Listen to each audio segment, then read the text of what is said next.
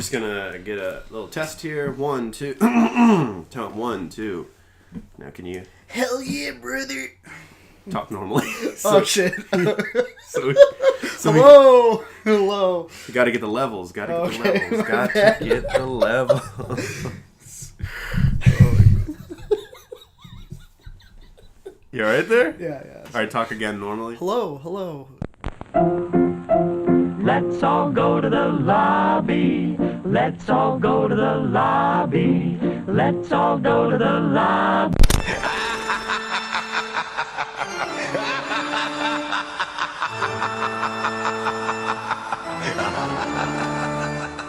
To get ourselves a treat. We're back. We are back. We are back and ready to wreck some shit. Wow. Yeah. Wow. So, one thing I will say is that this episode might not be as edited as the other episodes. Because if you know, I'm pretty sure Tyler knows, I go through every episode and actually condense things. Oh, why aren't you doing that? Well, this weekend, I am super busy. On Saturday, I have a film job. I got to go and film something for somebody. So that's a whole day just gone there. And then secondly, I'm going to try and do a video review of Venom and also release it on the same day as this podcast. Dang. So it's going to be nuts. I got to bring my A game. You got to bring your A game. But we'll see. Maybe I'll have time for it. We'll see. Don't stress about it too much. You know what I mean? Tyler, this is our first fall episode. I mean, technically, the last episode was released on October 1st, but we didn't record it October 1st. But this is our first time recording in the fall, in October. I can tell because it's really cold in here, and I love it. Yeah, I love the cold, too. I'm all bundled up. I love it. Exactly. So, there's going to be a lot of horror film reviews this month, including tons. today. Today is going to be a lot of horror. I can't wait. A lot of horror, especially in the review section, you know what I mean? But, so you want to get started with the news? You just want to jump in? Want to hit the jump? Yep. Hit it. Let's get it. Hit it. Let's get it. All right. Sorry, I was just too busy beating my meat there. This podcast just got rated R pretty quickly. All right. Dark Phoenix has been delayed again for like the 4th time. And now I want to bring this up for many reasons. Because there's a person I know who will remain nameless who said that... Comic book girl. No. No. It's a person who I knew who basically loved the trailer when it came out. Okay. He gave it like 4 out of 5 stars. Okay. And just because it was delayed, for that reason alone, he did a whole nother video about it saying because it's being delayed, I'm gonna give it 2 stars because in his words he said this movie's going to suck. It's going to suck because it was delayed. Yeah. Okay. I know exactly who you're talking about now. Yeah. Like, what do you? No! Come on! Didn't this happen to New Mutants, too? It did happen to New Mutants, But I heard that the test screenings for that was actually pretty good. That's what I heard, too. So, I don't understand... I mean, we're bringing this up again because last week we sort of covered this, so we're not going to spend too much time on this topic, but I will say that the whole notion of a film being bad just because it's delayed doesn't make sense to me, because... This was supposed to be released in February, and now they moved it up to June 7th, 2019. So they're putting it in the middle of the blockbuster season. You know what I mean? Because the blockbuster season technically starts in May, or even the end of April sometimes. I mean, that's a smart tactic. It is a smart tactic, because now you're going to ride the waves of other superhero films, and people are going to want to see this film. And a lot of people are like, oh, this is a sign that the film is going to be bad. I don't necessarily think so. I think it's a sign that they could have more faith in this film. You know? Yeah, I don't know. Naturally, I want to say that it's because they don't have confidence in it. That's just my first reaction. But I mean, maybe you're right. Maybe when it's coming out is a good. If they have faith, to put it with the big guns, they're like, you know what, this movie's so good, we're going to put it in June with all the other heavy hitters. That could show that they have faith in it, or it could show that they just want it to be buried. You know what I mean? They want it to be buried under all the blockbusters, but... Maybe. Who knows? But I don't necessarily think that... I mean, I don't know. I still have faith in it, and I'm still looking forward to the film. Yeah, it's not going to change my opinion. Yeah, I mean, again, I think people are just wanting to hate on this film, and they're already going in there with a closed mind, and it's kind of sad, you know? Yep. Yeah, I mean, again, I just wanted to mention that Dark Phoenix has been delayed again, so look forward to that in June now instead of February. So, all right. There you go. Some big news this week, T-Kettle, about Ansel Elgort? Ansel Elgort, that's right, baby. Ansel Elgort. The boy. Baby Driver himself has been cast as Tony in Steven Spielberg's remake of West Side Story. I'm excited. I'm excited, too. I love West Side Story. I think it's a great film. Yeah, he had minor dancing chops in Baby Driver, so to see it like in a full movie, like it's pretty awesome. Yeah, it's pretty cool. And you know, I know that every week we talk about a remake, and it is kind of starting to show that wow, Hollywood really is remaking a bunch of stuff, but anything from Steven Spielberg I feel like is going to be able to stand on its own, you know? Sure. What is that sure for? you know how I feel about Ready Player One. Oh, come on. We disagree there. That's on my top 10 of the year, my man. Okay. It might be on my top 5. We'll have to wait and see. Okay. Yeah, he's a likable character. So yeah, he is. That's cool. Even like Fault in Our Stars is a very movie, but like he kind of made it. He brings it. Charming. He brings it. He brings it every time, and he's got that very young face and has that. I don't know. He just seems like he fits baby in that face. world. Yeah, he's got that baby face. You know, no pun intended, or maybe pun intended. You know, he can fit in that world of West Side Story. So I can see it. Yeah, so I really wonder who else they're going to cast in this movie. Is he the only one that's been? I believe so. Here, I'll bring it up real quick. Okay. Mm-hmm. And we're not gonna edit this at all. No, we're not editing. There's just gonna be a big gap in the entire thing. It's okay. Last one, I totally forgot to do something and it pissed me off. What'd you forget to do? I was going to do, the Tommy Wiseau video? Uh-huh. What I was going to do was, I was going to take the video and put it in the video. Yeah, I noticed that. I skipped it because I was listening to it while I was playing phone games, I was supposed to take that video, put it in the video so the viewers could watch it with our reaction at the same time. And I'm not kidding. That would have been so cool. I was uploading it and I realized I forgot to do that. And then I was like, but I'm like, I'm not gonna stop the upload. Gotta write those things that you gotta do, the checklist. Exactly. We're in the learning process. We're gonna be there like 100 episodes in. We're still gonna be learning. Yeah, for real. And in 100 episodes in, this podcast might change a lot. So yeah, it might be completely different. Exactly. So, it's just interesting because you're right. Now it just looks like some weird gap. And I was like, I was supposed to put the friggin' thing in there. And I forgot to do it.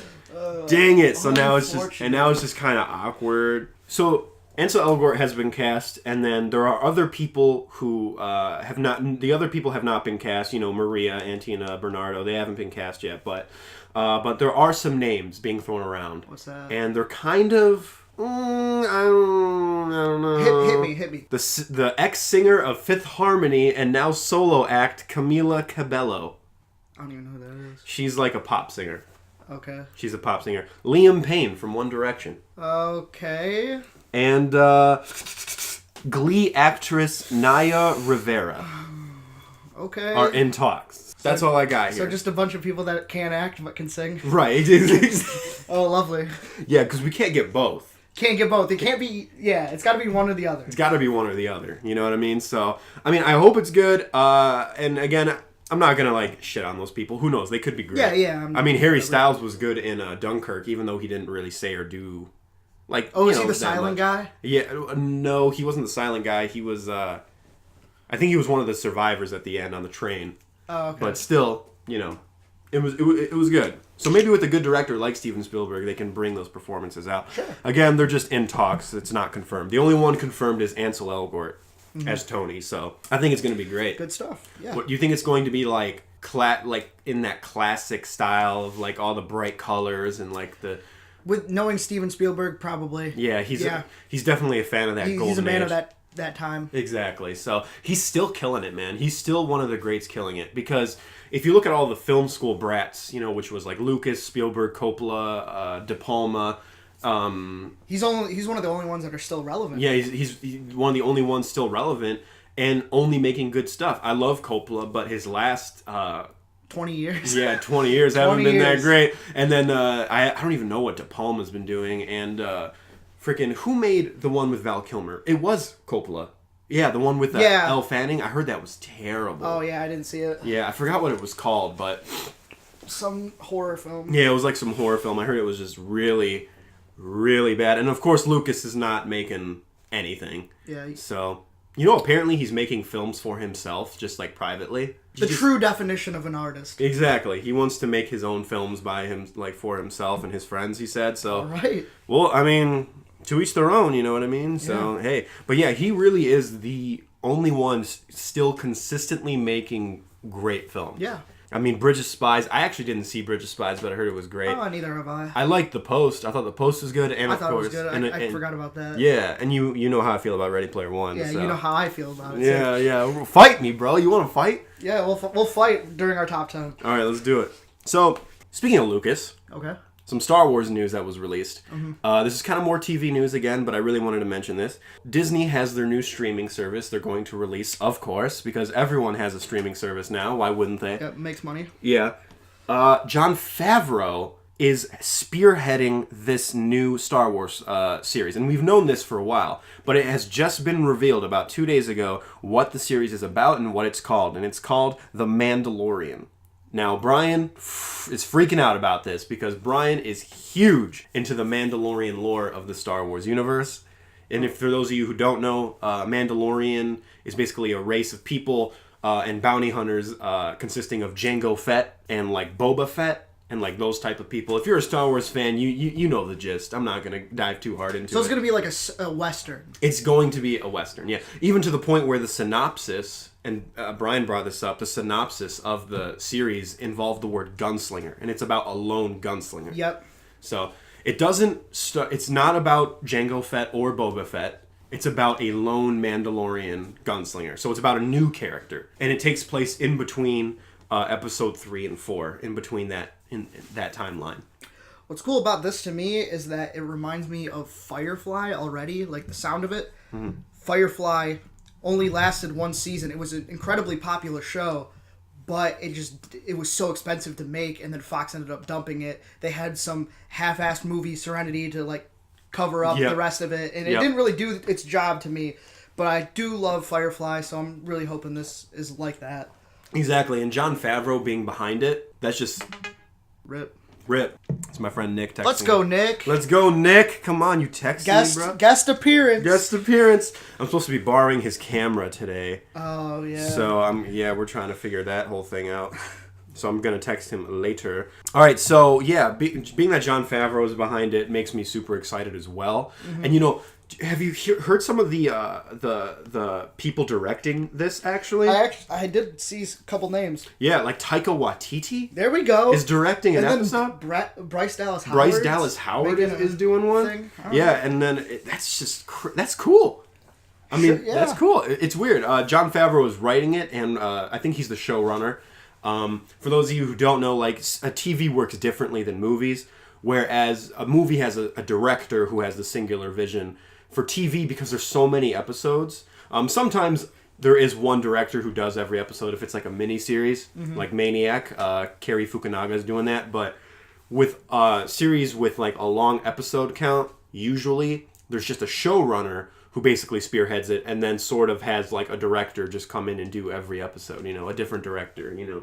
Yeah, like a district manager. Exactly. So it's going to be interesting because... I'm really looking forward to the lone gunslinger act, you know, of this film. Like the Western aspect of this film is going to be crazy. Series. And they just released yesterday. They just released the first official picture of the lone Mandalorian. Have you seen it? Yeah, I did actually. And it looks cool. It does look cool. It looks cool. I mean, he's got that whole armor going, the whole like Mandalorian armor. Now, our friend Brian, who we talked about in every episode, which we should just make it a point to mention him in every episode. He should just be like on the roster. Yeah, he should. Right? It'd be funny. So he likes Jango Fett and Boba Fett like more than Star Wars. Okay. Yeah, he likes Jango Fett, Boba Fett, and the Mandalorians like more than Star Wars. It's crazy, and he loves the lore, so he is super excited about And this. they don't even do anything, though. They're just kind of there. Well, they're sort of like, I don't want to call them blank slates, but they sort of are blank slates to sort of just add your own lore to. And I know that Brian has sort of gone into the deep backstory of the Mandalorian lore, you know, and Jango Fett and Boba Fett and you know, all that cool stuff. So, I mean, I'm looking forward to it. I think it can work. This is really our first ever live action television series of a Star Wars property, isn't it? Yeah. And one thing I like is that it's about a new character. You know what I mean? It's not about the Solo family or the Skywalker family. It's a new character. And you know, I know a lot of people like to trash on Rogue One, but that's why I liked Rogue One, is because it's different and it focuses on different people. You know? Yeah, I get that. I usually don't have like much interest in this kind of stuff, but since it's a completely new story, they can really do whatever they want with it. And because it's a Star Wars franchise, it's part of it. It's gonna have a budget, so that's exciting. Exactly, Disney's behind it, so I really think this can be something special. The thing is, though, is like I don't want to pay for a streaming service, another streaming service. Like touring it, dude. Yeah,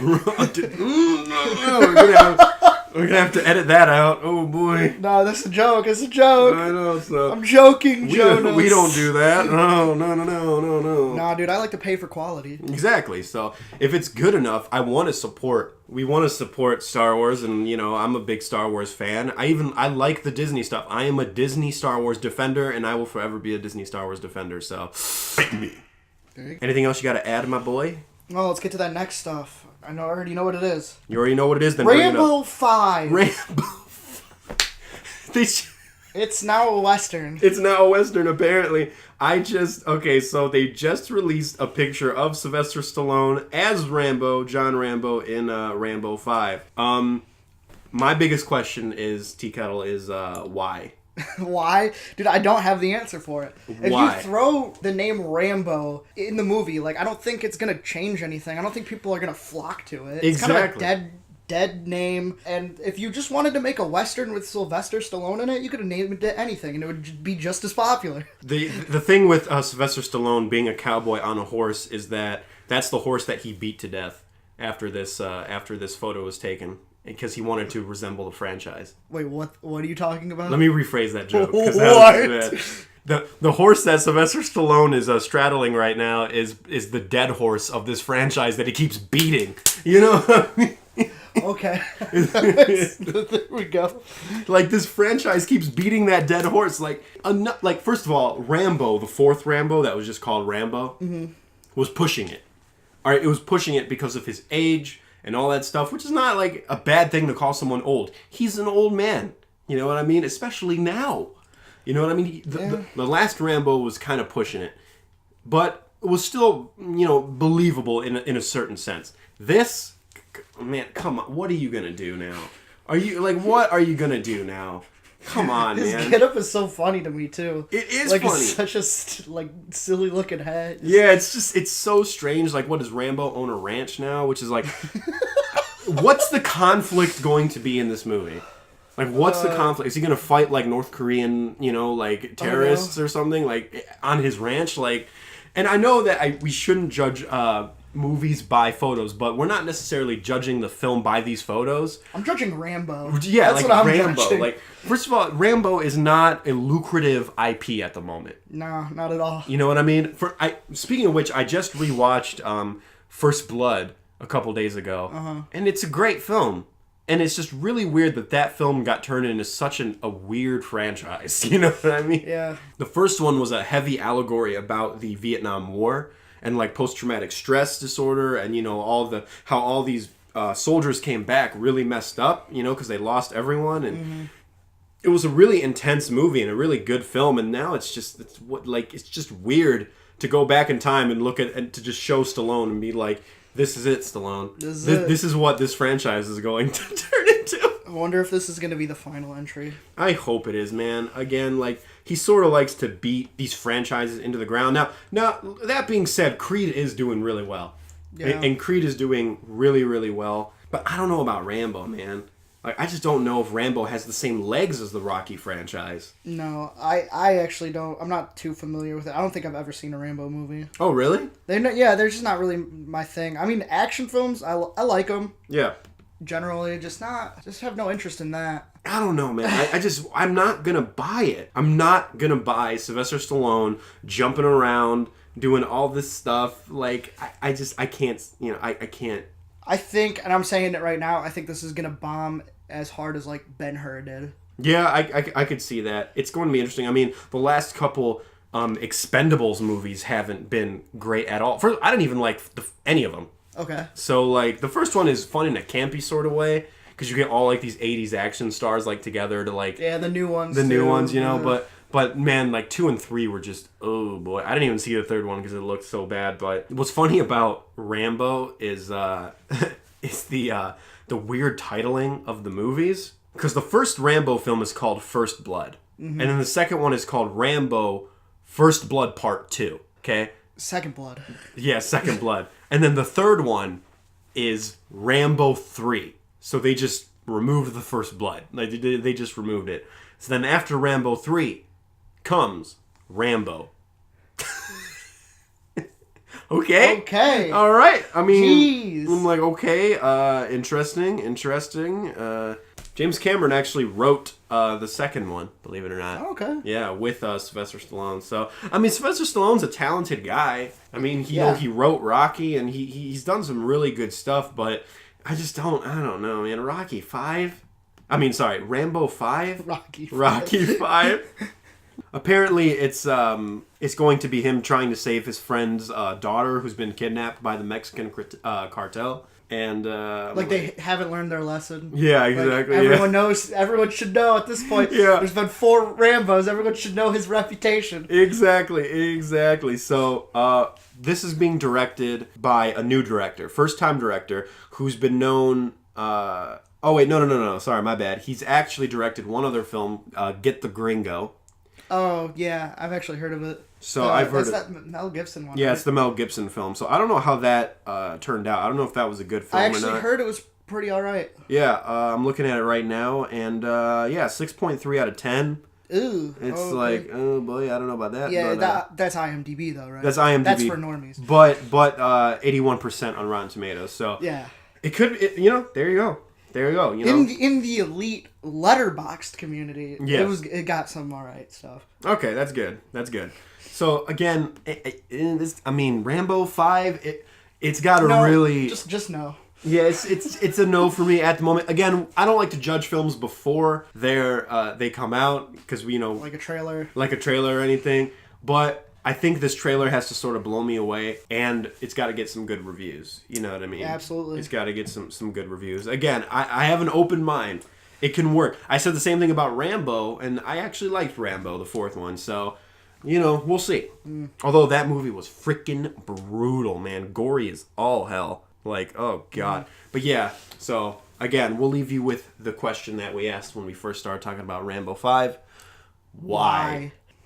Trailers. A couple trailers were released. Let's talk about one that I just sort of want to breeze through at the moment. Mm-hmm. Not Adam McKay. What am I talking about? That comes up later. What's his name? Will Ferrell and John C. Reilly have a new comedy film coming out. Holmes and Watson. I was never really a fan of that duo. Me neither. It's fine. It's whatever. Dude, I'm gonna be 100% honest with you. I, with a passion, hate Step Brothers. Do you? I hate that film. A lot of people like that movie. A lot of people love it. I remember me and my friend Trevor we bonded over how much we hated that film, and we still bond over how much we hate that film because everyone seems to love it. It's just the lowest common denominator, lowbrow humor, and then people are like, "Oh, but it knows that it's not trying to be anything." It's I'm like, there's tons of movies that do that type of thing. There's tons of movies, but they're actually like fun. But they're actually good. There's no story. There's no plot. It's just Will Ferrell and John C. Reilly acting like idiots, acting like 5-year-olds. Exactly. And it looks like that's what they're going to be doing in this one. Exactly. It's just none of this trailer made me laugh. No, agreed, absolutely. I mean, it's just so dumb. First of all, how have we had so many Sherlock Holmes films and we haven't had a Sherlock Holmes 3? I don't know how you feel about the Sherlock Holmes franchise by Guy Ritchie. I feel like you have to be either a fan of that or you have to be a fan of the BBC show, which I am a fan of the BBC show, so I don't really care. It's like whatever. Well, I've never seen the BBC show. I heard it's great, but But Guy Ritchie's films, I really love. The first one and second one have such an amazing style. They really turned me on to Guy Ritchie. I liked Guy Ritchie beforehand, but this is like his style in full effect. And it really works. Where's that movie? Where's the third one of that? Instead of that, we've had Mr. Holmes with Ian McKellen, which looked boring. I didn't see it, but it just looked Did you see I actually it? did a review of it on my really old YouTube. Oh, yeah? I think I liked it, but I can't imagine me liking it anymore. Yeah, so we've had Mr. Holmes, and now we're having Holmes and Watson. Just give us a third Sherlock Holmes, man. I really want this series to be a trilogy, because I friggin' love that series. You're probably gonna get Man from U.N.C.L.E. 2 before you get that. Yeah, honestly. for real. Like, it's kind of sad, because that second one, Book of Shadows, has one of the best chase scenes I've ever seen in a movie. When they're going through the forest. Oh, yeah. That blew me away. I still watch that sometimes, like on the internet. I think, if I remember correctly, I like that one more than I like the first one. Me too. Okay. Me too. Okay. Yeah, the second one was a lot better, and the second one didn't make as much money, which is sad. Which is probably why it got good reviews and everything, but I think people for some reason just didn't watch it. I saw it. Yeah, I paid money. I watched it too. I saw it twice actually in theaters. Ooh, all right. Yeah, it was great. I loved that film. So I don't know why we just haven't gotten a third one, and instead we're getting Holmes and Watson. This really forced comedy that just is not funny. Like, that whole selfie stick joke at the end. Oh, that was real rough. Was rough. Like, they're basically resorting to just really low common denominator comedy, which I don't mind slapstick humor, but they're That's dated too. But it's that joke is dated. It really is dated, and it's just they're resorting to like Melissa McCarthy levels of like pratfalls and just really slapsticky humor. I don't know if this film is going to be rated R, so maybe they're just withholding all the raunchy funny jokes. You know, I'm not a huge fan of raunch comedy personally, because I think again that's just lowbrow humor and low hanging fruit. If this is like if this is indicative of what the movie's going to be like, this kind of safe movie that just is going by on its pratfalls, I'm like, I don't know about this. Yeah, no, not interested. Yeah. There can be comedy involving that story with Holmes and Watson, but oh my god, even the friggin' poster has like homies. Like, we're homies or whatever, like cringe, dude. Cringe, rip the dream. So yeah, I've never been I didn't like Talladega Nights that much. I didn't like freaking, again, I told you I hated Step Brothers. What else have they done together? Anything else together they've done together? Those are the big two. Yeah, those are the big two. I did not like either of those films. I don't understand. I don't understand the hype those films have. You know what I mean? Talladega Nights did have a few chuckles, but Step Brothers I thought was just garbage. I hated that film so much. Okay, so I that's kind of all I want to talk about that film, if that's cool. Unless you got anything more to add. That's all I got. All right, let's talk about a film that actually looks good. Rocketman, starring Taron Egerton as the Elton John. Yeah, it almost looks fantasy at times. It does. Like at the end of the trailer when he's like floating. Yeah. That was the coolest shot of the trailer. That was really cool. Super cool. That was super cool. And I think Taron Egerton is a good choice for Elton John. Yeah. You know where that conversation probably happened was because of Kingsman 2. Kingsman 2, yeah. yeah. Elton John was probably like, you know, they're making a biopic about me. And I see how great you are. I'm doing, the Kingsman. So I was just wondering if you wanted to come and, play me. What a conversation that would have been. And then Taron Egerton's like, I thought they only make biopics when people die. And he's like, I am dead inside, child. On the inside. Oh, boy. No, I'm joking. I like Elton John, Okay, I got to ask you this, because I just... Yeah, go ahead. Elton John or Billy Joel? Billy Joel. Really? Yeah, probably. I can't decide. You see, I like both of them, but I don't really listen to Elton John or Billy Joel religiously. You know what I mean? It's just not my type of music, personally. Okay. All right. So it's not that they're bad, because they're not. They're geniuses, both of them. But I just really, really like... Well, you know what? Hold on. Now you got me thinking. You know what? I'll pick Elton John, actually. Okay. Because Elton John does match more of my poppy sensibilities when it comes to music. Not saying... Because I like every type of music. I literally just listen to... I listened to 2 days of smooth jazz. Like, I went on a smooth jazz, marathon because I was just feeling it, you know? And then I listened to rap. So, yeah. I listen to everything. I do that, but, on a day-to-day basis. So, like, I'll just switch from, like, jazz and then just go right to, like, Brockhampton or whatever. Like, I just keep moving from one thing to the next. Yeah, I mean, I listen to A Day to Remember, and then I listen to frickin' Maroon 5, and then I listen to frickin' Blink-182, and then I go to frickin' Billy Talent. You know, I go to everybody. Yeah. So okay, it's like I literally listen to everyone. I can't decide. And then Keith Urban, frickin' to Mariah Carey. I listen to everybody, literally everybody. Like those are all people I've listened to in the last week. So I do like Elton John a lot, and I think this movie. We've been getting a lot of biopics recently. Yeah. I was actually gonna bring that up too. Yeah, go like anything. No. I mean, I don't know. I didn't really bat an eye when I heard that this was being made because we've gotten so many of them, and I haven't been crazy about them. Like they're okay. Yeah, we watched Straight Outta Compton together, yep. And we thought it was good, but it wasn't. It was like mediocre kind of. It had its ups and downs. It was overrated, I think. Yeah, but for me, this trailer's kind of winning me over. I really like Taron Egerton. Edgerton. Yeah, Edgerton. Edgerton he's pulling off the look and the phases of Elton John because he's never like in stasis. He's always moving from one thing to the next. Yeah, and do you think this is going to be like become like a really big trend? Like I know it's already sort of a trend, but between like Straight Outta Compton and then Bohemian Rhapsody and now Rocketman, do you think like we're just going to continue to do this? Like you think like Kurt Cobain is next? You know. I don't know. I kind of hope not. Mm-hmm. Yeah, I mean, because I feel like it could get a little stale. I don't know. I could be wrong. Look, it's always sort of weirded me out when people have made biopics about their own life when they haven't died. You know what I mean? It's always kind of like weirded me out how people have their own biopics when they're still alive. There's a bunch of them for like Bob Dylan. Yeah. And there's one where it's 7 different people that play him or whatever. Doesn't Kate Blanchett play him? Yep. Yeah. It's like it's interesting. I hear it's good, but I just Yeah. And what was I gonna say? Yeah, Howard Stern played his own life story, and like in the movie he played himself. I did not know that. Yeah. What? I think it was called Private Parts. I think. Oh no, I do. I know that name. Yeah, I think it was film.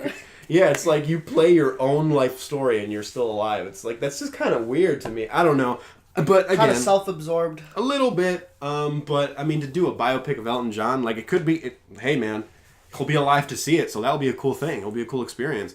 Yeah, and they've been kind of bland in my opinion. They have. This one seems like it captures the essence of Elton John, whereas like. What was it, like Get On Up or whatever, the one with James Brown. Yeah. It was just the telling of his story from front to back. It really didn't have that much of a personality. Mm-hmm. That's the biggest downfall for movies like that. I will give Straight Outta Compton that positive, like, yeah, I like that. Like they did a good job doing the personality or whatever. Yeah, and can't think of words. I'm just awful. No, it's early, guys. This is probably the earliest we've done this podcast. Yeah, I literally just woke up. Yeah, it's I kind of I'm a little tired too, but it looks good, and it's cool that Elton John gets to see it. But as I mentioned on my Stardust a lot, I'm not a big biopic guy because I don't know. It seems weird to try and take someone's life and turn it into movie form. To follow like this structure, and I know movies don't have to follow the 3-act structure, and movies break it all the time. But it's just it seems kind of difficult. That's why when you have definitive moments in someone's life, like a birth, and then you got that high point in their life, and then their death, there's sort of like an arc there. But with Elton John, there's no arc there because he's still alive. So how is this gonna end? Like it's gonna be kind of open ended. You know what I mean? It's going to be. I don't know. I actually like when they break free from the 3-act structure. Me too. I like that. I like that too. But I feel like with biopics, it's harder to do that because you're trying to. They do it out of necessity, not because of like they do it for the art. I think they do it because they have to do it. You know what I'm saying? It's like we can't tell this story in a 3-act structure because it's a real story. That's probably why they chose him. And that's probably why you're saying it's like going to be open ended. Yeah. It's probably going to be pretty freeform. That's what I'm kind of feeling from the trailer. That's what I'm thinking. Overall, though, I mean, the trailer still looks great. Yeah, I'm looking forward to it. It's a very short teaser trailer. It's like 1 minute and like 58 seconds, but it's very, very cool. I like the feel they're going for. Absolutely. For sure. Let's get it. Rocketman, baby. Woo! Okay. So the next trailer is Vice. Vice. Starring Christian Bale as Dick Cheney. I didn't even recognize Yeah, him. that freaked me out. I was like, what Wait, is this? I never even saw him in the trailer. Why is his name on there? And then it showed him again. I'm like, oh, okay. And then Sam Rockwell as George W. Love Sam Rockwell. As George W. George W. George W. George Dub. So off the bat, I'm liking the casting list. Yeah, me too, man. The cast of this film is friggin' stellar, dude. I was kind of feeling a little skeptical with its like undefined tone, but Adam McKay kind of did that same thing with Big Short, and I ended up loving it personally. Yeah, Big Short. We actually talked about this recently. I liked Big Short, but I just had a hard time understanding it because I'm not into. I guess I'm too dumb, you know. I just like the way that they dressed it up. Yeah, Sure. I like the style. It's funny because if you showed me all the trailers like 3 years ago, you showed me all these trailers we just talked about, and you asked me like which one of these did Adam McKay direct, I would be like, well, of course, Holmes and Watson. Yeah, like of course he did that one. Like of course he did this shitty comedy. He's shocking. Yeah, lately. he's been doing good stuff. He did frickin' Big Short. He co-wrote Ant-Man and Ant-Man and the Wasp, I believe, right? Okay. And he now he's doing Vice. And now it's like, okay, this is the trajectory that you should keep going. And also Dee Dee Gardner. Yeah. She backs some really great movies. Assassination of Jesse James, 12 Years a Slave, and I know you love this movie, Tree of Life. Damn right, dude. Woo! Can't wait. Can't wait. I'm definitely looking forward to it. Yeah, and Sam Rockwell as George W. looks really, really good. Like he brings it, man. I mean, and Christian Bale, he's in my top. You know what? He's in my top 3 favorite actors. Okay. Like, I'm not even kidding. He's good. He's good. Yeah, and freaking Steve Carell is in it. He's always great. Bill Pullman. Yeah, I did see Bill Pullman on the Yeah, list. Amy Adams is in it, too. Oh, it's so freaking good. Tyler Perry is in it. That's interesting. Okay, but to be fair, like he was I know, great in Gone Girl. That's what I was going to say. He was great in Gone Girl. When he's not directing his films, he's pretty good. He's pretty likable. He is. He's got that likable charm about him, you know? As long as he's not Alex Cross, or Medea, he's doing a good job. Yeah. So, I know Tyler Perry gets a lot of flack. As a person, he's like a really nice guy here. He does a lot for charities. Like, he does really good stuff. Good for him. So again, not, I don't like to art diss does art does not define the person. Exactly. So, and I'm glad... I'm always glad to see him in a film like this directed by someone who, can really maybe bring something out of him that we haven't seen before. Mm-hmm. And here's my, not gripe with the film, but here's the thing, again, about biopics or like things like this. Is this story interesting enough to tell me? Because when I saw this trailer, the first thing I said was, this looks like a great movie that wouldn't interest me. Because I don't care, like, what story needs to be told about Dick Cheney?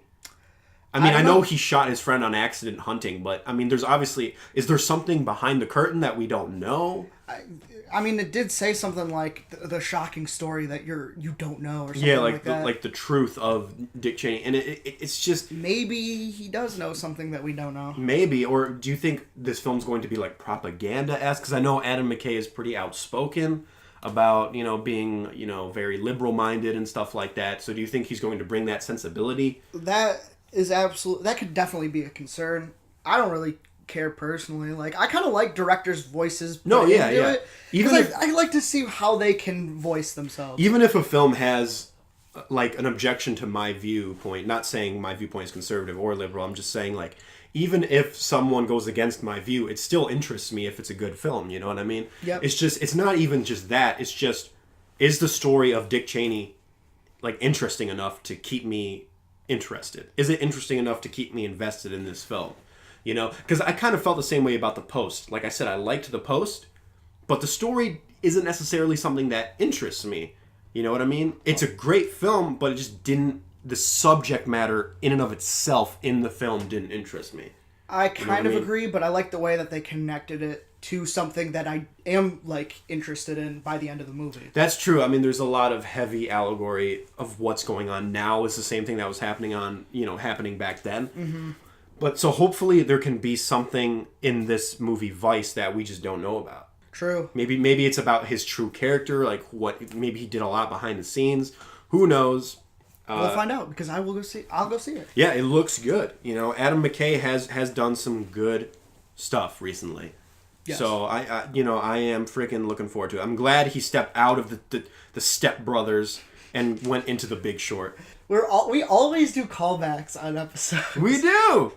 Every episode, we're always talking about one thing at the beginning, and it always connects. Yeah, of course. Oh man, that's the beauty of this show. Let's all go to the lobby, baby. Yeah. Okay, so here's another film with that sort of caught my eye a little bit. The Mule, Clint Eastwood's new film. Oh yeah. Yeah. Now, this kind of came out of nowhere.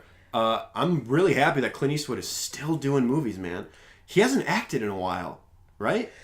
Yeah, I don't know, man. Him being in the director's seat's been kind of like hit and miss. I mentioned that in my Stardust. I said the past couple from him have been a little... Sully, 15, 17 to Paris, and even for me, American Sniper. Yeah. Are those films you didn't like? Those are movies that I didn't like. That's his losing streak lately. Yeah, and first of all, I don't know about Sully because I heard Sully did get some good reviews. It's pretty bad. Is it bad? Okay, because not great. But I mean, dude, think about this: J. Edgar, Jersey Boys. You know, like you said, 15 to 17 to Paris. He has been making some not great films lately. And that's been in the last 8 years. Yeah. So. But he has made some really good films. And I don't know, I don't want to blame his age because, I mean, even someone like Shyamalan has had that time when, like, that dip, so, and he's not old. No, I thought you meant, like, his age is in, like, he's 86 years old. No, that's what I mean. That's what I mean. Like, I don't want to blame his age for his dip and say that his age is the reason, like, you know what I mean. My point is that... he's been on a losing streak lately. Yeah, maybe this could be the thing that brings up... Because it didn't look too bad. It didn't look too bad. It kind of... There was some suspense there. And you know what's interesting is that this seems like Clint Eastwood kind of breaking character a little bit. I mean, he's a drug mule. Like, my friend told me that he doesn't think he can buy Clint Eastwood as a drug mule. What do you think about that? I don't really know. Because he seems so, like, menacing usually, yeah. even in his old age. Yeah. And this one, he tries to be, like, innocent, like, oh, hello, officer, like, all staggered and stuff. Like, I don't know, it's kind of weird. It is weird because we're so used to Clint Eastwood being, the frickin', like, the man with no name. But, I mean, I don't know. Like, I think this could maybe be a really good kind of turn for him where he is playing a role that's outside of his comfort zone. You know what I mean? I was kind of thinking that as well. This looks like his take on Breaking Bad. Yeah. That's exactly. A lot of people are saying that it's Breaking Bad with Clint Eastwood, and it really kind of interests me. I really want to see where the story goes. I'm trying to see here. Okay, so it's 2019, right? Mm-hmm. So. Let's start from 2009. He did Invictus. I heard Invictus was pretty good. Okay. Hereafter I actually liked. I know Hereafter sort of is like whatever, but that's one of the films that I like that no one else really likes. Haven't seen it. And then here we go, like J. Edgar, Jersey Boys, American Sniper, Sully, 15-17 to Paris, and then The Mule. Mm-hmm. I mean his batting average in the last 10 years hasn't been that great. Yep. Before that though, in 2008, I mean frickin', Gran Torino and Changeling. I freaking loved both those films. So, I forgot about The Changeling. I forgot how good that film was. I have not seen it. Oh, it's I've good. seen Gran Torino. Yeah, Gran Torino's great. Film. I was supposed to freaking visit the set of Gran Torino. Were you? Yeah, Isn't that like around here? Yeah, it was in like Dearborn, I think, or something like that. And we were gonna visit the friggin' set, and then they closed Monday, and we went there Friday. So we were literally a week off, or something like. Or we were, it was something like that, and it was just really sad. But point is. I still have faith in him. I mean, this is the first time in a while that he's actually acted in a film he's directed. You know what I mean? Yeah. The last film to do that was Gran Torino. That's been 10 years. And it's been 10 years, over 10 years, so almost. So yeah, crazy. So it's going to be interesting to see him kind of break character and be like this drug mule. And to see the action unfold, I'm not gonna lose faith in him. Yeah, and look at the cast here. The cast is great. I mean, we got Bradley Cooper, Lawrence Fishburne, Michael Pena, Andy Garcia, Taissa Farmiga. Ooh, Yeah, so bunch. yeah, I got a bunch of people, man.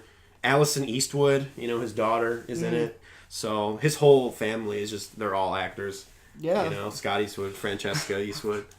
So it's great. Yeah. I'm looking forward to it. There's not much to say about it, Agreed, yeah. Yeah, so I like it. So, okay. The next one we're going to talk about here is one that I actually wasn't really... it's not that I wasn't interested in talking about it. It's just I didn't know what I could add to it. But then you wanted to really talk about it, actually. Oh, Into the Spider-Verse? Into the Spider-Verse. I'm looking forward to it. It looks... it looks good. I really like the rendered textures for each character. It's, different. Every single stylistic choice, adds a distinct personality to each character. That's true. The Spider-Ham from the comics, for those of you who don't know, Spider-Ham is actually Peter Porker. Who has the craziest origin. I just watched this on Double Toasted. He has the craziest origin. He was a spider who got bit by a radioactive pig. What? It's backwards? It's backwards! So he grew into a pig, but he still had his spider mouth. And this is great. So he has that Miriam Melodies, Looney Tune style to him. That rubber hose style to him. Oh, you telling me that just confirms that lighthearted tone is there. Yeah, exactly. And it's really cool how every character sort of follows that different aesthetic, like you said. Yeah. Like the anime Spider-Woman, the anime chick. Yep. She's in the anime style the entire time. That's cool. I thought that was cool as well. Yeah, I'm just finding it very ambitious that they're having this multiverse, and then they're going to, mesh all these different Spider-Men there and kind of create this, Disney-esque Big Hero 6 type thing. That's true, because this is based off of the comic book, The Edge of the Spider-Verse, which it's loosely based off it, but in the comic books, it's basically when all the Spider-Man from all these different universes came together to to fight off this evil, which was Moreland. So this seems like a take on that, obviously. It's obviously drawing inspiration, but, Miles Morales is the head of this film, which I think really differentiates it from the other Spider-Man films we've been getting, Yeah, it's there's a reason to reboot it. Yeah, so, and we'll talk more about Edge of Spider-Verse in a certain review we're going to do. Okay. Yeah. But it's good. It's good that you said that, because I was literally just about to bring it up. Oh yeah. So go ahead. What else you got? No, I just really wanted to say that I'm looking forward to it. Yeah, I'm looking forward to it too. Sony animation though has had some. It almost seems like there's one animation style, and then layered on top of it, there's another one to create the cityscape. And what do they call it? The comic book dot textures, pop art textures or whatever. Yeah. That's laced throughout the film. You know what I mean? And they have things like the sound effects coming out when he's thwipping his webs and stuff, and you have the sound effect coming out of his spider shooters and stuff. It's sort of like Scott Pilgrim-esque in a way. It's very cool to see a comic book literally come into life. I feel like that's something that we haven't actually seen. There's a lot of people that say that it feels like it is, but this is the definitive. This is a this comic is book. It. Yeah, and some of the shots look amazing. But like I was gonna say, Sony Animation has had some hits like Hotel Transylvania, which I love. But then they've had some really bad ones like the Emoji Movie, which I didn't see. So I hope this is, good for them. You know how Sony is with their Spider-Man properties. I know how Sony is, period. Period. Yeah, right? Oh my gosh, come on.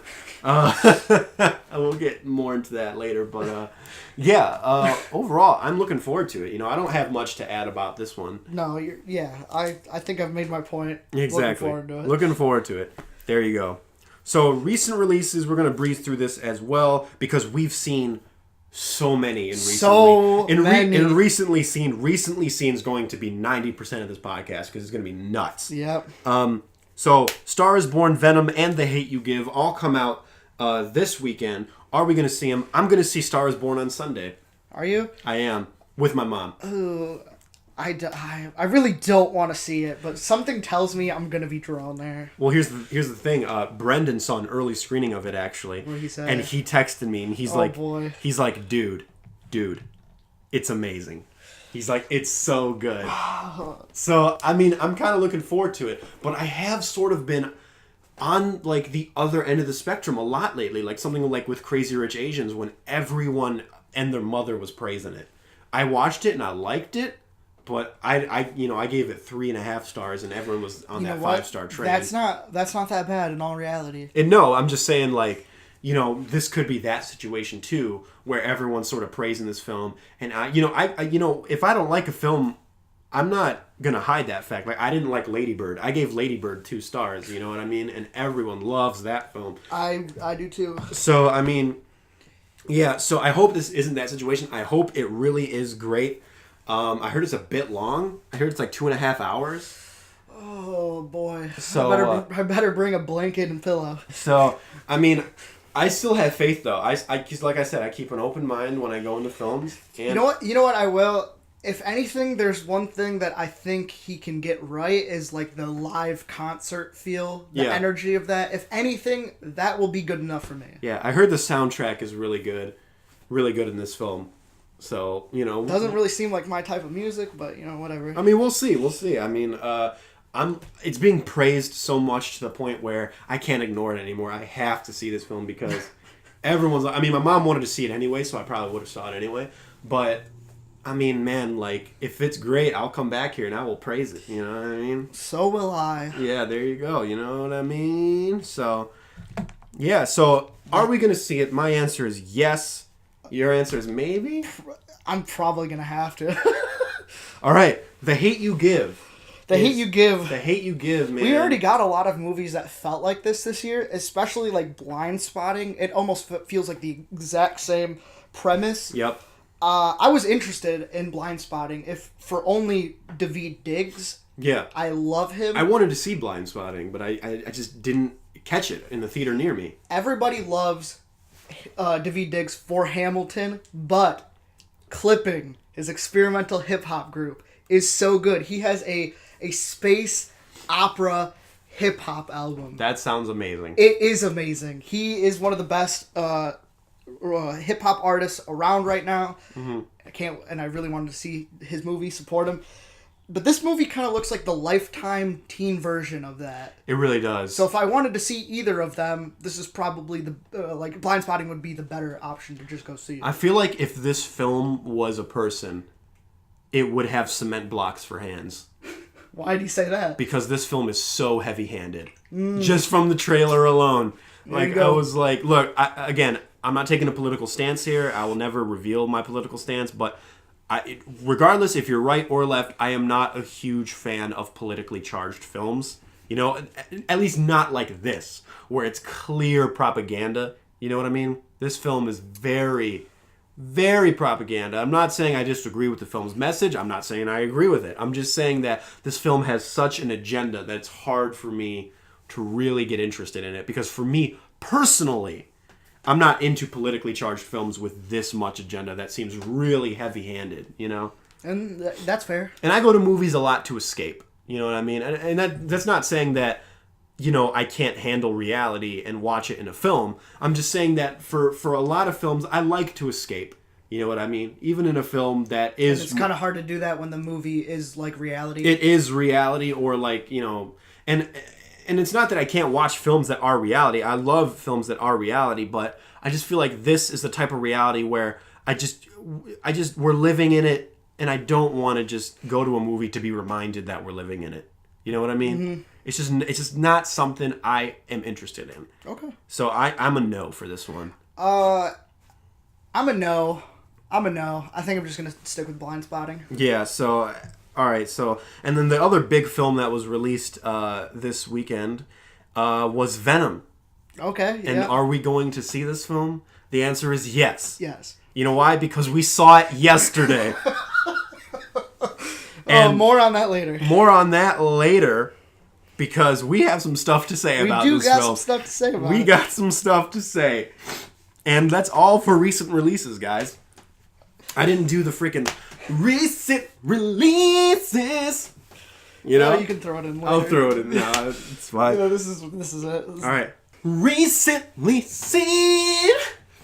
Now, like I said, a lot of this stuff is going to be horror based because we are in October, baby. But the first 4 for me are not. Oh, really? Yeah, because I started last week. Oh boy. We had Friday, Saturday, and Sunday. Okay. Well, you want to start then? Oh, you want me to start? I mean, I can start. You can start. Don't matter. I'll start because Okay. I think I have more than you actually. Okay. Yeah. Okay, so the first thing that I saw Yeah. was Babel. Babel. You know what that is? Yeah, it's by Alejandro Gonzalez Iñárritu, right? It is. Yeah. Do you know what it's about? No. It's about two Moroccan boys who get a gun from their father to like shoot off coyotes, and they take a shot at a bus, shooting an American woman. Ooh, boy. And it's like 4 intertwining narratives. And my thought is it's actually pretty good. Really? A lot of people are in my Letterboxd community, the people that I follow. I think I follow like a dozen people, not very many. They all trash on this movie. Really? All of them. And the movie didn't get too bad reviews. Even Roger Ebert gave it like a 4 out of 4. Yeah. I don't think he's the greatest thing to happen to film, but I do enjoy his work occasionally. Yeah, I mean, I like The Revenant. Yeah, I know you're not too big of a fan of Birdman. No, not at all. I think Birdman is pretentiousness personified. Pretentiousness personified. Yeah, that'd be a good name for a band. It would actually. Yeah. Yeah, it seemed like this movie was going to go just straight into Von Trier territory. Okay. But I was kind of surprised in his restraint in some areas. Okay. The first impression that I had of this movie was that if you show one narrative, it would spoil the next 20 minutes of another. Not only did it avoid that, but it also kind of played the audience Okay. as it says one thing and another and kind of like drifted away from that in some ways. But even with that, there's a lot of problems with it. Mm-hmm. Like, for instance, the dialogue says exactly what a character is thinking, leaving no room for imagination. Oh, And that's kind of, it's really, really lame. One narrative is loosely connected to the others and has the least compelling storyline, in my opinion. Right. The main purpose of the storyline could be that people are connected to a tragedy that they're unaware of, like, on the other side of the planet. Okay. So if there had to be a purpose to it, I think it would be that. Okay. But I don't know. Do you think, okay, because it's like intertwining narratives, is it in the sense of like we just talked about last week with like Crash, like that sort of intertwining narrative? It's not as localized. Okay. It's like different countries and stuff like that. Okay. Different places on the planet. It's basically like the American woman, her family who are in America, they're on a trip. Right. So they're distanced. And then there's another one, like I said, that's like loosely based on it. If this one is like the Middle East, the other one is like in Japan or whatever. Oh, okay. That's So interesting. it's, how does it connect? It's so loose, dude. Okay. Every narrative, I will say, it's paced very well. But I will say there's one moment when they neglect a plot line for almost 30 minutes on a cliffhanger. Really? By the time that it came back to it, I wasn't even really interested Oh, in okay. it, which was kind of sucks. Do you find like certain plot lines were more interesting than the rest, and then when they went to that one plot line, you were like, "Oh my god, like give me to the other one," you know? Okay, kind of. Like I said, the one that's loosely based on it, it's about a girl who hasn't lost her virginity yet. Okay. How does that connect to that tragedy, you say? It's just one brief line. That's literally all it does. Really? And I was not interested in that one at all. It actually kind of dragged down the story. But the other ones were with the shooting, and so they had to hide from the cops. Huh. One where she's surviving, and then the other one is the babysitter with their boys, and she has to go to a wedding, so she brings the kids along with them. Right. And that one was actually pretty good. That was actually had the most suspenseful scene in the entire movie. It was really solid. I was at the edge of my seat. I mean, it's, the cast is great. I mean, I'm looking it up right now. We got, Brad Pitt, Kate Blanchett, Michael Pena, right? Is Michael Pena in this? Yeah, he's in it. He's in it for a very brief second. Okay, yeah, okay. Michael Pena, Elle Fanning, that's good. That's a good friggin'... Yeah, and it seems like I'm complaining a lot about the movie, but I will say it was very entertaining. The pacing was really good. It was suspenseful at times. He's a very good storyteller, and like if I feel like if it would have been in other people's hands, it could have been a lot worse. Yeah. He did a good job. All things considered. Okay, that's good. I'd give it a low 7. Okay, that's pretty good for you. Yeah. You know, so... Yeah. All right, I wish I could give... Are you done, or...? Yeah, that's it. I wish I could give my next film a low 7. Instead, I'm giving it a low ass. Because... Oh, which one could it be? All right, so we're going into... again, this is October, so I'm going to talk about my horror film I've seen. Mm-hmm. The one that kicked off October for me was a horror film on Netflix called Emily. This has been on a lot of people's lists of best horror films on Netflix or most underrated horror films on Netflix. No. No. No. This film is about a crazy babysitter. It's every parent's worst nightmare. So it's a crazy babysitter that they basically find on Craigslist or Facebook, whatever. They hire this babysitter this couple hires this babysitter to babysit their 3 kids, their 3 young kids. Mm-hmm. And you're like, okay, that's where the horror is coming from, because it turns out this babysitter is actually crazy. And she turns out that she's not who she says she is. You know? Of course. First thing I'll say is that the opening shot of this film was great. The opening shot was really friggin' cool. And as soon as that happened, I'm like, oh, okay, here we go. This is it. Like, this is sick. Like, this is going to be a good one. No. Because it is just all downhill from there. Okay, first of all, the suspense is there sometimes. All right, I'm going to start with the positives of this film. There are some positives of this film. One thing is that the babysitter does kind of give off like this really uncomfortable vibe and like kind of disturbing tension. So it's not a horror film in the sense of like gore or like jump scares or like scary things like that. Like, I don't even really think there's any jump scares in the film. It's just there is like a slow burn, you know, like disturbing tension that keeps rising within the film. You know, with like her revealing like her true character to the kids while the parents are out. You know, she does like some crazy stuff, like, and I'm gonna probably spoil this for you, but don't see this film. You know, it's like she does things like, you know, like one of the most disturbing things was one of the young kids, the 11-year-old boy, has a pet python, like a pet snake, and the girl has a pet hamster that's just rolling around in a hamster ball. So, you know, at first, like, the babysitter's all nice and they really like her, and then they're like, hey, you want to see me feed my python or whatever? And she's like, sure. So they get like those frozen mice. He like microwaves it, and he's about to like frozen mice and microwaves. That's what you're supposed to do apparently for snakes. Well, okay. I hate snakes, but so all right, he's gonna throw like this dead mice in there for the snake, and then the babysitter's like, no, like let's not do that. So what she does is she grabs the live hamster that's already alive, the daughter's hamster, and throws it in the freaking snake cage and makes the kids watch. Like, makes them watch as this freaking kid, as this freaking snake is like destroying. And, you know, she's like crying, like the little girl's like freaking out because it's traumatizing, you know? And, so I'm like, oh man, that's fucked up. Was the boy like, awesome? One of the boys actually was, believe it or not. But the boy who actually owned the python, the 11-year-old boy, was disturbed as well. And that's actually a plot point of the movie, but that is getting into spoilers, which I won't say, because she takes notice that the littlest kid is like enjoying it. So there are some scenes like that, and like the next scene, like she finds a sex tape made by the kid's parents, and then makes the kids watch it.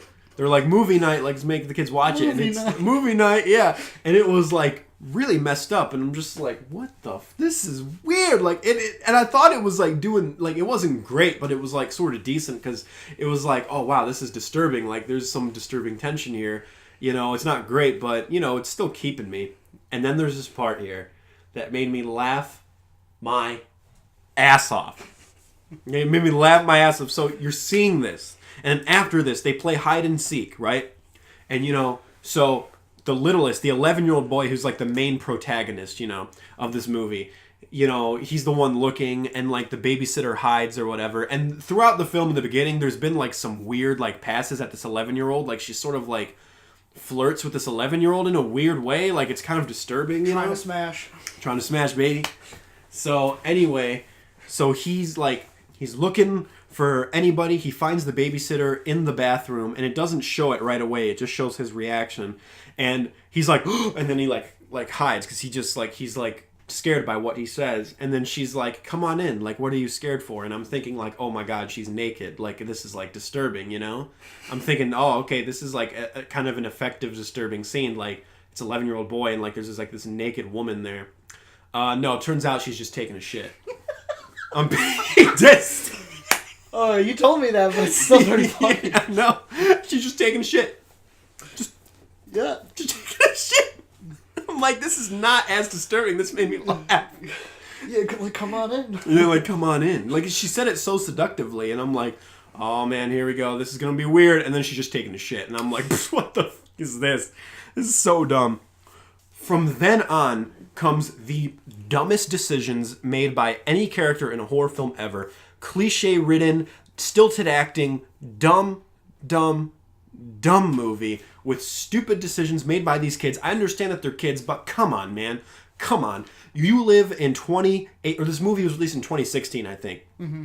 You're in 2016. You have smartphones. You have whatever. But nope, they still have landlines. Who has landlines anymore, right? Secondly, so they don't call the cops. They don't call their parents, even when they have clear opportunity to do so. Like, there's a point when the 11-year-old kid is fully away from the freaking babysitter, and he's by a phone. Call your parents. Call the cops. Was the phone in the shot? The phone was in the shot. He was sitting right by it. Oh my god. It's like, call the freaking police. Call your parents. Go to the neighbor's house. There are points where the kid gets away. Granted, his siblings are still in the house. So I sort of get why he wanted to run back in to try and save his siblings. But honestly, you could have made a lot more progress if you just ran to the neighbor's house, knocked on the door, because in a later shot at the end of the movie, all the neighbors are crowded around at this like commotion. I won't tell you exactly what happens, but you can kind of guess. So there's like all the neighbors around. So all these neighbors are there. You know what I mean? So go to your neighbor's house, knock on the door, tell them, hey, this babysitter's fucking nuts. Call the cops, help me out. And then you would have had an adult come by. And well, horror films sometimes have to dumb down the characters in order to keep them in a scenario. But dude, if you played a drinking game for every time you said call the police, call your mom, or go to the neighbor's house, you'd be drunk in the first 30 seconds. Like, it's crazy. And there's a part here, and this also made me laugh. Oh my god. I won't spoil the motivation for why this crazy babysitter is babysitting these kids, because there is a reason she's there, and there is she has a goal of what she's trying to do, which I won't spoil, but she has an accomplice. Okay, and the parents are done with their anniversary dinner and they're about to come home. So she calls them up, or like texts them up. She's like, stall the parents because I need more time. Because, you know, the kids are starting to fight back at this point. Guess what this guy does? Okay, what does he do? First of all, because they're in a taxi because the parents got drunk, so they couldn't drive. So this accomplice rams into the taxi car with his own car to stall the parents. And I'm like, okay, you created... Oh, it gets dumber. You ready for this? First of all, so the camera's in the taxi cab with the freaking... it's so predictable, too. Like, the way it's filmed is like... The camera's in the taxi cab with the parents. They're talking, and then the car comes and rams right into it. And then it cuts away. They're in the middle of an intersection, so it just rammed right into it. And then it flashes back to the house for a second. Then it flashes back to the car crash. All of a sudden, the car that rammed into the taxi is in a pole. What? In a completely different position of where he was. How the hell do you ram a taxi and then end up in a pole like 50 feet away? And guess what happens? This I can't even guess. Oh my gosh. So the dad, the dad of the kids is like, oh my gosh, is everyone okay? So he runs up to the car crash. The accomplice, who by the way is her husband, the babysitter's husband, is laying on the floor. And I'm like, oh man, he's pretending to like be hurt. He's pretending to be dead. He's going to like shoot the parents or something like that. He's going to be like, gotcha, something. No, he dies. He literally dies. He flew out of the windshield when he hit the pole and like just died. The accomplice. By stalling, he died. By stalling, he died. He killed himself. I don't know if he killed himself to stall the parents or in stalling the parents, he accidentally died. Oh, but my point gosh. is, he died.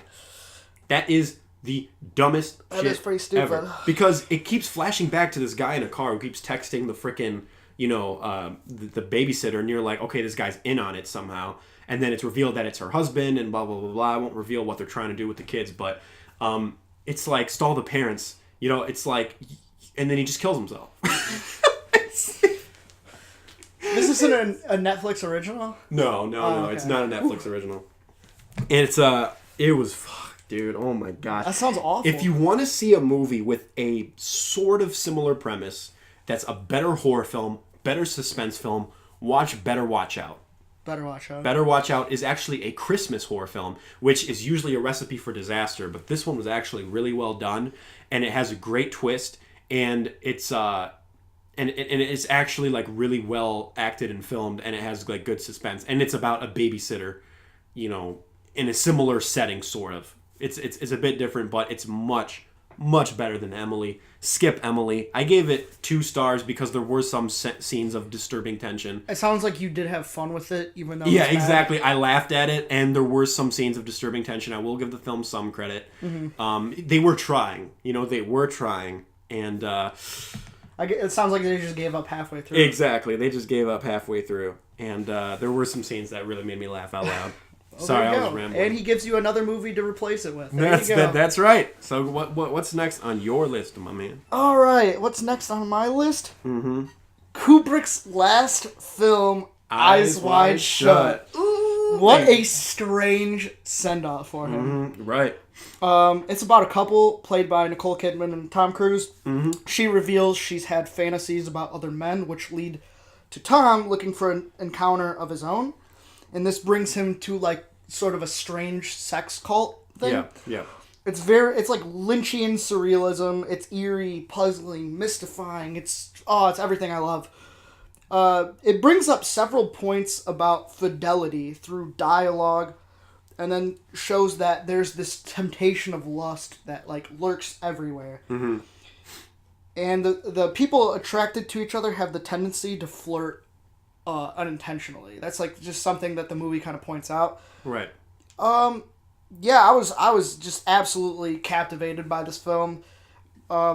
It's just kind of a strange send-off for him because of the type of film, and the message is just not really like after watching Sergio Leone's last film and then watching this film, it's such a huge, massive difference. Yeah.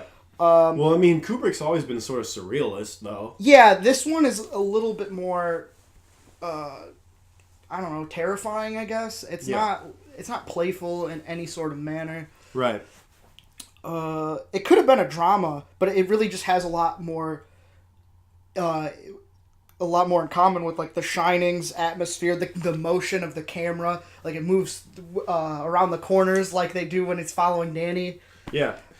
It's eerie, Eyes Wide Shut, because of all the masks even, and like the cult, Yeah, it was actually like kind of not confusing. Mm-hmm. It was actually kind of tame really? In all reality. Okay. Like seeing that sex cult, I expected it was kind of just basic. Like it wasn't. Yeah. No, I mean, this was 20 years ago, so yeah. The times I guess have changed, but like two married eyes that might have seemed very like taboo. Yeah. One thing I will say is that he's a master of subtlety and like cloaking his themes, and this movie like really lays it on thick. Really? Like you'd walk down the street and there would be like these hooligans, and they're just like, oh, this chick was like scratching my back, like scratching at me and stuff. She was going crazy on me.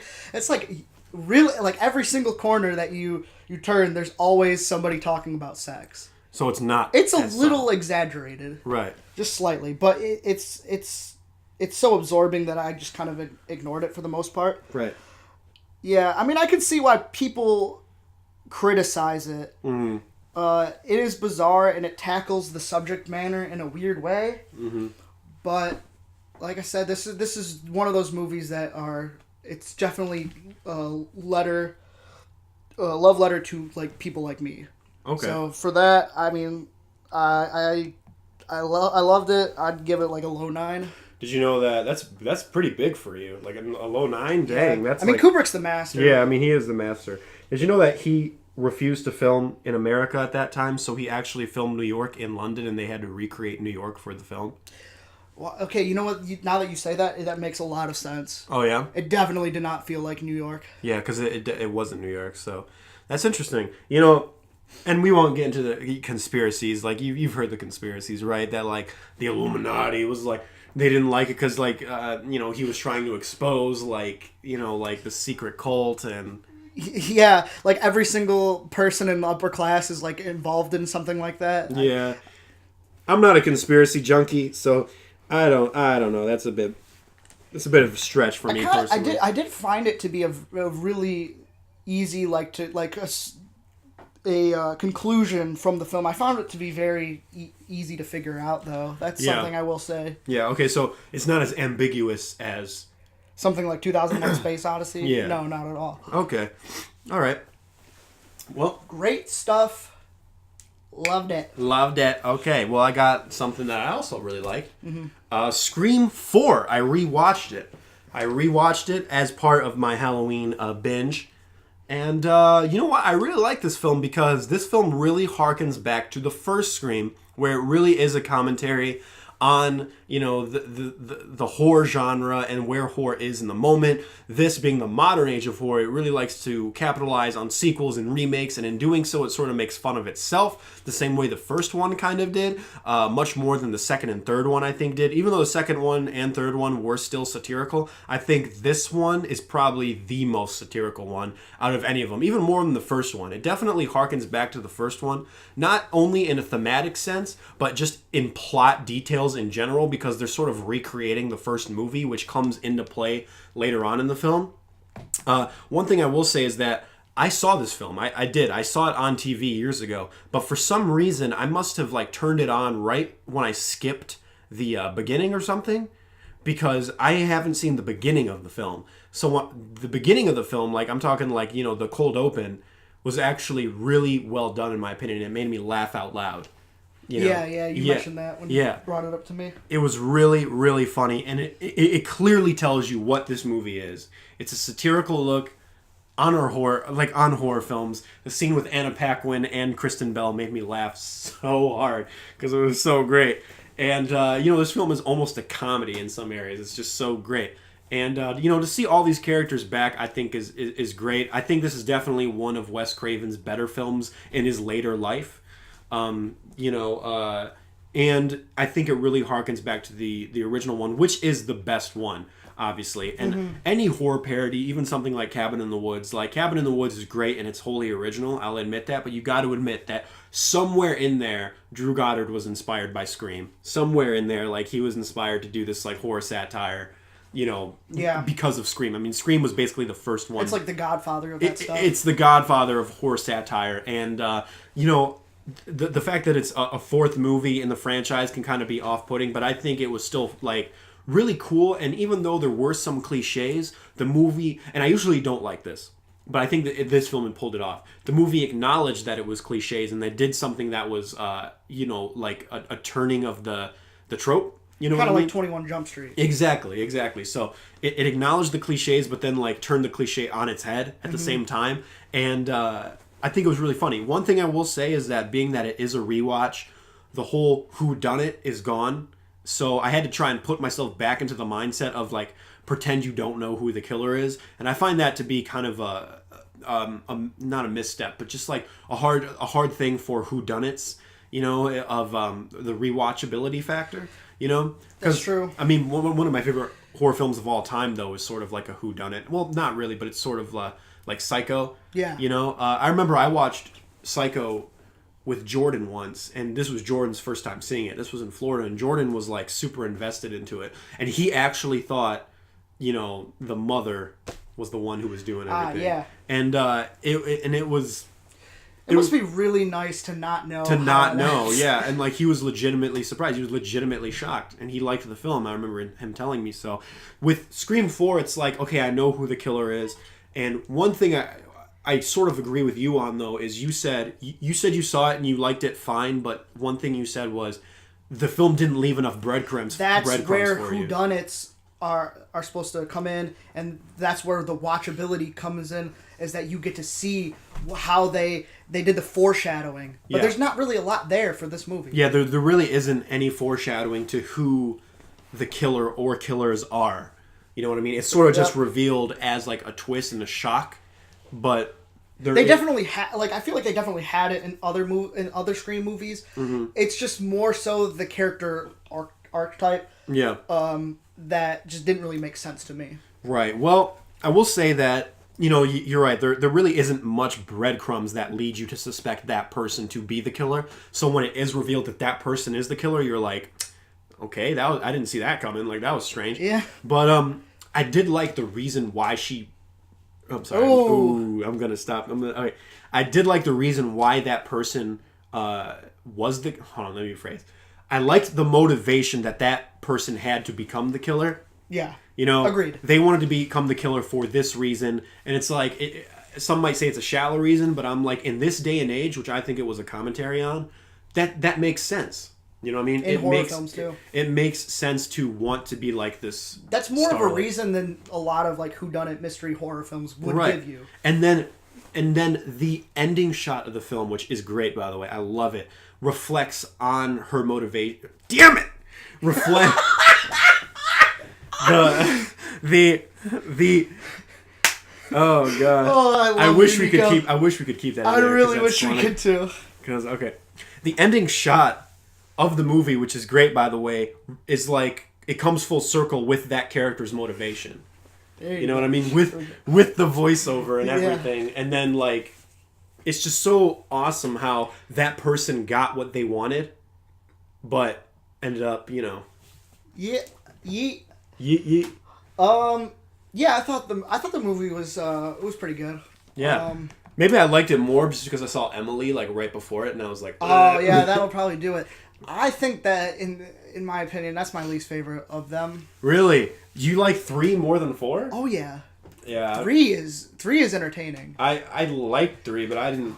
There's reasons why I like 3, but it's really hard to really get into. The movie takes place in like Hollywood and stuff, so they're surrounded by like people that know film. Yeah. And knowing what type of film this is, the person that it turns out to be, it's kind of interesting that they understand how filmmaking works, and they use that to like their advantage to get away with the crime.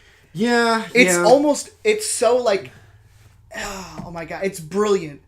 It's like cheaply brilliant. I personally like the 4th one more than the 3rd one. I haven't seen the 3rd one in a long time though. Yeah. So every single one is really good in that meta commentary of like the first film of a slasher genre. It has to have these guidelines. Yeah. And then same thing with the second one and the third one. And then the 4th one, it kind of becomes fair game. There's really no guidelines to how it works because they usually don't survive that long, and if they do, they end up getting bad. And that's where I can see where it could be kind of a comedy because they realize that once it gets past the trilogy, it kind of becomes. And they even say that too. They're like, the first trilogy of the Stab movies are great. After that, they're just like reaching. Yep. You know, like they say stuff like that in the film, and you know there are parts when like 2 cops are talking, and then one of the cops leaves like, "You're gonna like." He's like, "Man, I'm not gonna leave this car. I'm gonna die." And he's like, "Come on, man. This is the modern age. Like, you might come back and find me dead." You know what I mean? Yeah, you know? I do remember that conversation. You know, so there is a lot of meta commentary there where I think the writing was clever, as it usually is in the Scream films, you know? Yeah. You know, so the Scream films are actually really smart slasher films. So I always found it funny, though, where I was like, man, if I was in that situation, I could totally kill Scream. I could totally kill Ghostface. Like, come on, dude, really? You know? Yeah, that's another thing. He's always like stumbling and stuff. He's got a lot of weaknesses. It's true. His biggest is, you know, the freaking fact that he's a man. He's a person wearing a mask. Yeah. Probably can't see that well. And trips over everything. And then people are like, "Oh, but he's got a bulletproof vest." And I'm like, "Okay, then shoot him in the freaking head," which is what they comment on in like the third one. The second and third one. They're like, "Aim for the head. What are you doing?" Yep.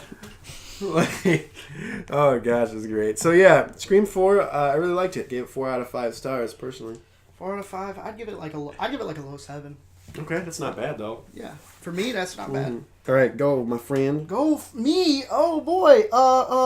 Actually, this one we both saw. Okay. Mad Max Fury Road. Oh boy. A rewatch for us. So good.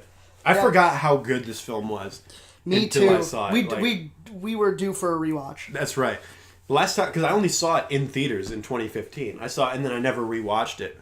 And I remember when I watched it, I'm like, this film is good, but it's a little overrated because everyone was praising it at the time. And then, I don't know why, but on this rewatch, I'm like, wow, I agree with all these people. I don't know why I didn't agree with them back then, but now this is amazing. I agreed with them, but I agreed with them for like different reasons. Like, Okay. yes, the movie is a lot of fun, but I think some of those people didn't even realize that there were other Mad Max movies. That's true. Some people, yeah. And it's so strange to see Tom Hardy in it, and he's almost a different character. The one thing about Max is that he lives in an apocalyptic universe that has gone to shit. Everyone has lost their way. And he's like one of the only people that cling to his humanity. Yeah. And in this one, it seems like he wasn't all there. Right. He was almost like barbaric in some ways. I mean, in the beginning, he was like had the long beard and long hair, and he was like freaking out. Yeah, like the physical appearance too, and then just the fact that he like does like gestures like an animal as opposed to like Talking to people. like talking like he like pointing the gun at them and like telling them to go this way or whatever. Yeah. He didn't really have communication down, and then you kind of this is like where my only fault in the fault in the film comes in is that people like other people there, they kind of seem sensible. Yeah, like they could still talk and like They're well spoken. They can talk battle strategy. Yeah. That was kind of off putting to see somebody like Max not be that intelligent. Right. No, I get you. Like the War Boys and stuff. Like they would. I mean, they were obviously insane, but they weren't necessarily. Yeah, they say, I live, I die, I live again. Yeah, and it's it's. I'm awaited in Valhalla. Obviously they're more like brainwashed crazy rather than like full on insane. Yeah. Like and, water's a drug to them. Yeah, exactly. Don't become addicted. So yeah. So for me, I think what this film really pulls off, first of all, is the action set pieces and the cinematography is amazing. One thing that the cinematographer did in this film, and I told you about this, is the cinematographer who came out of retirement, by the way, to do this film, center framed every point of interest. So in every frame, all the point of interest is always in the center of the frame. So your eyes never get tired watching this action. That's what makes it so well edited and well paced, is because everything is always in the center. Yeah, no matter how many cuts you do, it's always going to be, you don't have to move your eyes from one side to the next. Exactly, which was a really cool technique and really well done. It honestly sort of takes you out of it once you start noticing it, because you're like, oh, that's cool, and you keep noticing it. But it's such a cool technique. And one thing I wasn't expecting from this film when I first saw it was, I was expecting a cool action film, but I wasn't expecting the level of like heart and emotion that you get out of it. You actually do get like some emotion here, like with Nux, Nicholas Holt's character. Yep. I wasn't expecting him to be like that big of a character, but it turns out he becomes like the emotional heart of the film in a lot of ways. You know what I mean? Like a lot of characters, you somehow, through the genius of the film, you grow to like really care about them, even without knowing them that well. You know? So And Furiosa was a great addition as well. That's true. She was like the female, Max, who also still clings to her humanity. That's right. And I really hope we get a sequel or something, because it's just amazing. Yeah, amazing effects, amazing color palette. The color of this film was so creative mayhem. It's the most illogical designs for like trucks and stuff like that. Like who you're gonna build like a crane on top of it. Yeah, it's gonna be so top heavy that like once they threw something underneath of it, it just flips over. And guess what? That's how it happens. Yeah, well, a lot of it too is because a lot of the things in here are practical. Now, I'm not one of those guys who just hates on CG. I hate those people who are like, oh, I don't like CG, blah, blah, blah, blah. There's a ton of CG in this film. There's a ton of CG. Ton of it. If you watch the behind-the-scenes footage of this film, you will realize how much CG is in this film. But the footage is still really good. But it's still really good.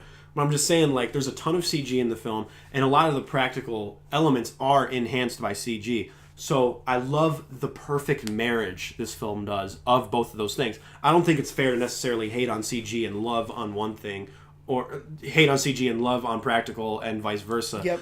You gotta like accept them both, and I think the blending was done so well in this film that like all the mayhem was done practically with CG enhancements that it just made the action so kinetic and just so real and tactical, and it was just so good.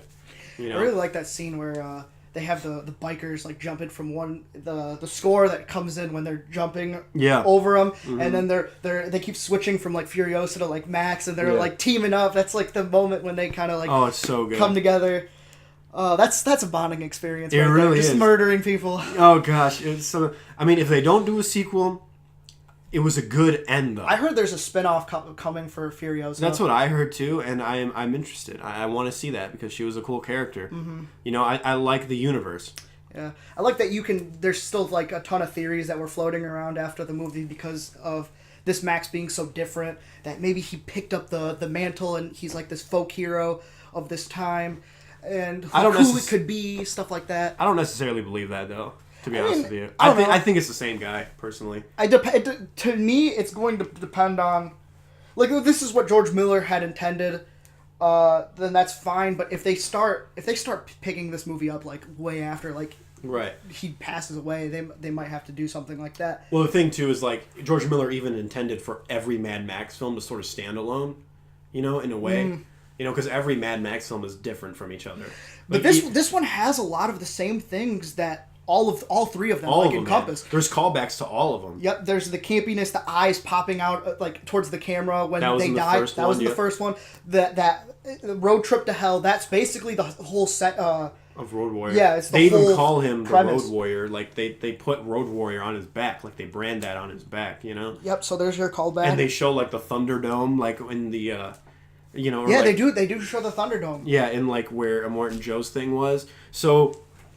It's everywhere. There's also a scene, I don't remember if you know, if you're familiar with the third one that well, but there's a scene where there's like cave paintings about Max, and that he's this folk hero that just kind of fades in and fades out. They stood true to the character by the end of the film. I really love that final shot. Oh, that final shot gets me teary-eyed because it was so good.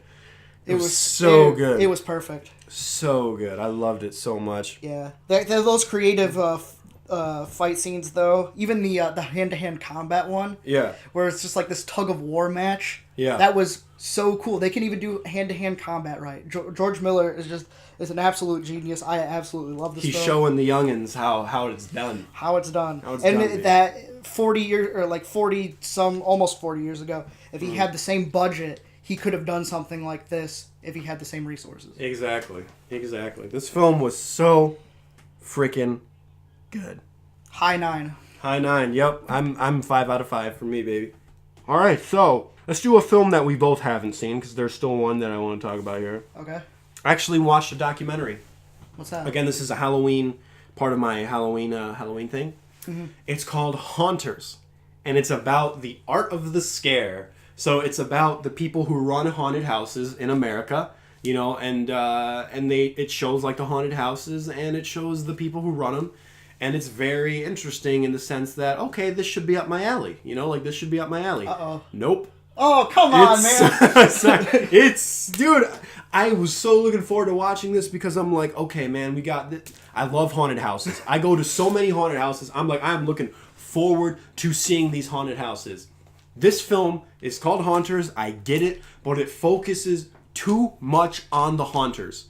Okay, it focuses too much on the people who run the haunted houses rather than the haunted houses, which is like, okay, that's fine. Here's the thing though, show me the haunted houses. That's what drags people into it. Exactly. Show me the haunted houses. They don't do that. There's one guy who they introduce, and they're like, hi, my name is whatever. I do this one haunted house a year. It's only open one night for 4 hours. We build this thing. We build this thing top to bottom every year, and it's crazy. And they make no income. And guess what?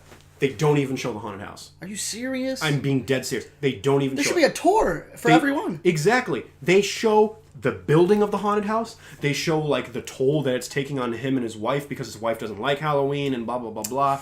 And it doesn't show the house. That's so dumb. I'm sorry. Like, this film really annoyed me because it doesn't even show it. And then it shows all these other people who are like, hi, my name is whatever. I own this haunted house. Doesn't show the haunted house. Like, what the hell? They get people like Jason Blum to interview. They interview Jason Blum. He's only in the whole film for 30 seconds. Like, the most interesting people to interview, they don't even focus on. So not only do they not take the camera inside the haunted house to show the uniqueness of the haunted houses. I get it, it's about the haunters, and it's about the people who make it, and about the toll that it takes on them and their family and all that stuff. I get that. But there's nothing to differentiate each haunted house from each other. So they hop from story to story, from different haunted houses, right? Like some of the biggest ones like in the US. So they're interviewing these people, and they're not showing their haunted houses. Like, take the camera inside the haunted houses so we can see what makes the haunted house unique. Why is this one of the best haunted houses in America? Why is this haunted house so, like, notorious? That's like, something that you could have done, like, while you're doing the interview. Show exactly. The footage on top I'm of it. like, why are you not taking the camera? And then they do show some footage, like, inside the haunted house.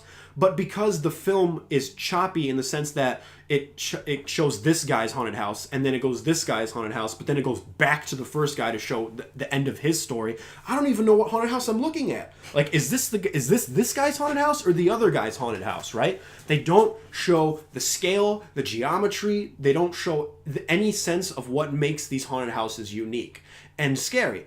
And I feel bad sometimes. I'm like, what is this? Like, this is not getting me in the Halloween spirit, because all I'm looking at is talking heads. I'm like, show me the freaking haunted house. But here's the thing, though. You ready? Mm-hmm. They do show one haunted house. There's one haunted house that takes up 50% of the documentary that is just stupid. And it's McCamey Manor, which is notorious for being the most extreme haunted house in America. It's like a step away from being illegal. That's how crazy this haunted house is. Was it scary? It's just disturbing, because these people go in. First of all, this guy spends like $500,000 like putting this haunted house together, and it's open year round, by the way. Now, it only used to be for October. Now it's open year round in his house.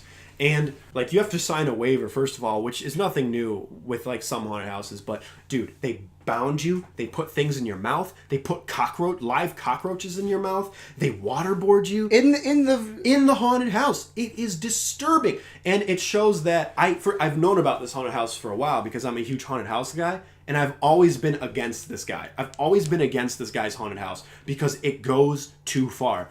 And one thing I did like is that it showed that the rest of the community feels that way too. You know, it interviews the other guys as haunted houses, and they're like, I don't like McCamey Manor because sooner or later someone's going to die in that place. Someone's going to die in that place, and then we're all going to get slapped with legislation. And someone even had a heart attack in McCamey Manor. And it's 2 to 4 hours, dude, McCamey Manor. So you're in this haunted house for 2 to 4 hours, and they don't have a safe word. They don't have a safe word. And the weird thing is that the owner, who, by the way, is like, there's something wrong up here. There's something wrong with this guy. You can tell, because he takes some really sick pleasure in really torturing these people. Like, it's really messed up. And he wears it as like a badge of honor. Like, he wears the fact that someone had a heart attack as a badge of honor. And he like wears the fact that there's no safe word as a badge of honor. And it's like, he's just so sick. Like, there's a point in there where there's two guys, and they agree to do the haunted house. They're like, okay, you know, you got to go through like a physical and everything before you do it. What the fuck? It's fucking crazy, dude. And then if he was listening to this right now, he'd be smiling ear to ear, because he loves the fact that we're promoting him and, like, you know, promoting his haunted house. But he's a sick fuck, and it's messed up. So these guys are waiting, and all of a sudden, a bag comes over their head, and there's these guys who grab them, throw them in the back of the van, and then, like, tie their fucking hands with duct tape. They're tying duct tape around this fucking head. It's the most disturbing thing ever. And then one of the guys, they're showing, like, the haunt going on, and then everything goes quiet. And then through the walkie-talkie, one of the actors is like, Russ, who owns the thing. He's like, Russ, we have a problem. And he's like, oh, did he die? As like a joke. And then he's like, he's not responding. So they're like, oh, shit. So it shows him running to the guy, and the guy literally fainted and didn't know where he was. Like, he was in shock. Like, he literally froze from shock from being in this fucking place. That's the fucking haunted house that is shown through most of this film. I'm like, yeah, screw all the other haunted houses. Don't show them. Don't show their hard work. That's not a haunted house, though. That's torture. It's just torture. And a lot of the haunted house community feels the same way. There's a lot of hate that goes about. This film should have just been called McCamey Manor. Like, show me, like, I don't want to see McCamey Manor, because I've always been against McCamey Manor. Russ is an idiot. He's a sick fuck. I mean, with a name like Russ, what can you expect? And then, like, I'm like, can you show me some other haunted houses? There's one point where I'm literally watching people being tortured for, like, 20 minutes of this film, and I'm like, are we ever gonna go to, like, a real, like, good haunted house or something? Like, a real haunted house here?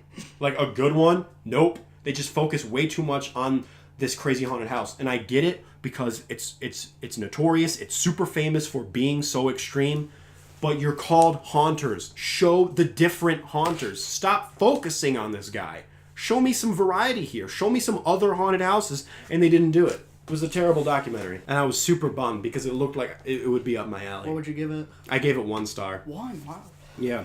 This, not to like change the subject, but that story reminds me of a Nathan For You. Do you know about that show? No. Where he creates business strategies for different businesses, but they're like really stupid ones. Yeah. And one of them is for a haunted house. Like I want to say that it's the scariest haunted house ever. That somebody had a heart attack there to attract people, and so they do it with this couple.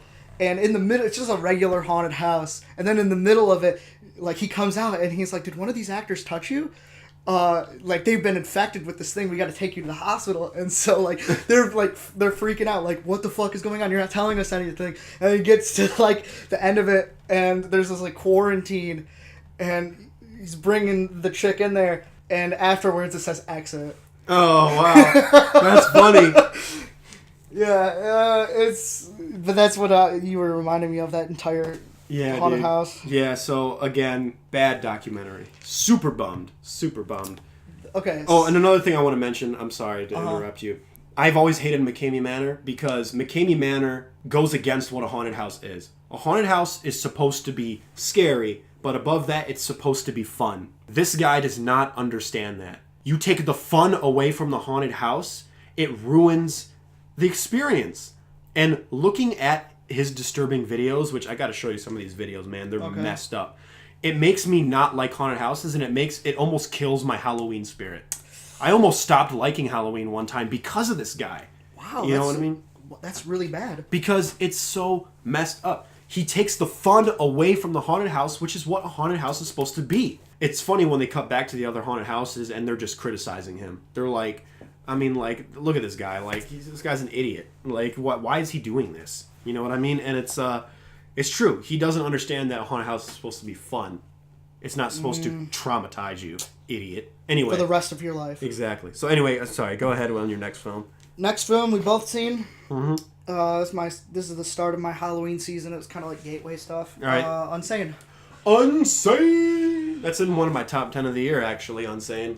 I thought it was okay. You son of a bitch.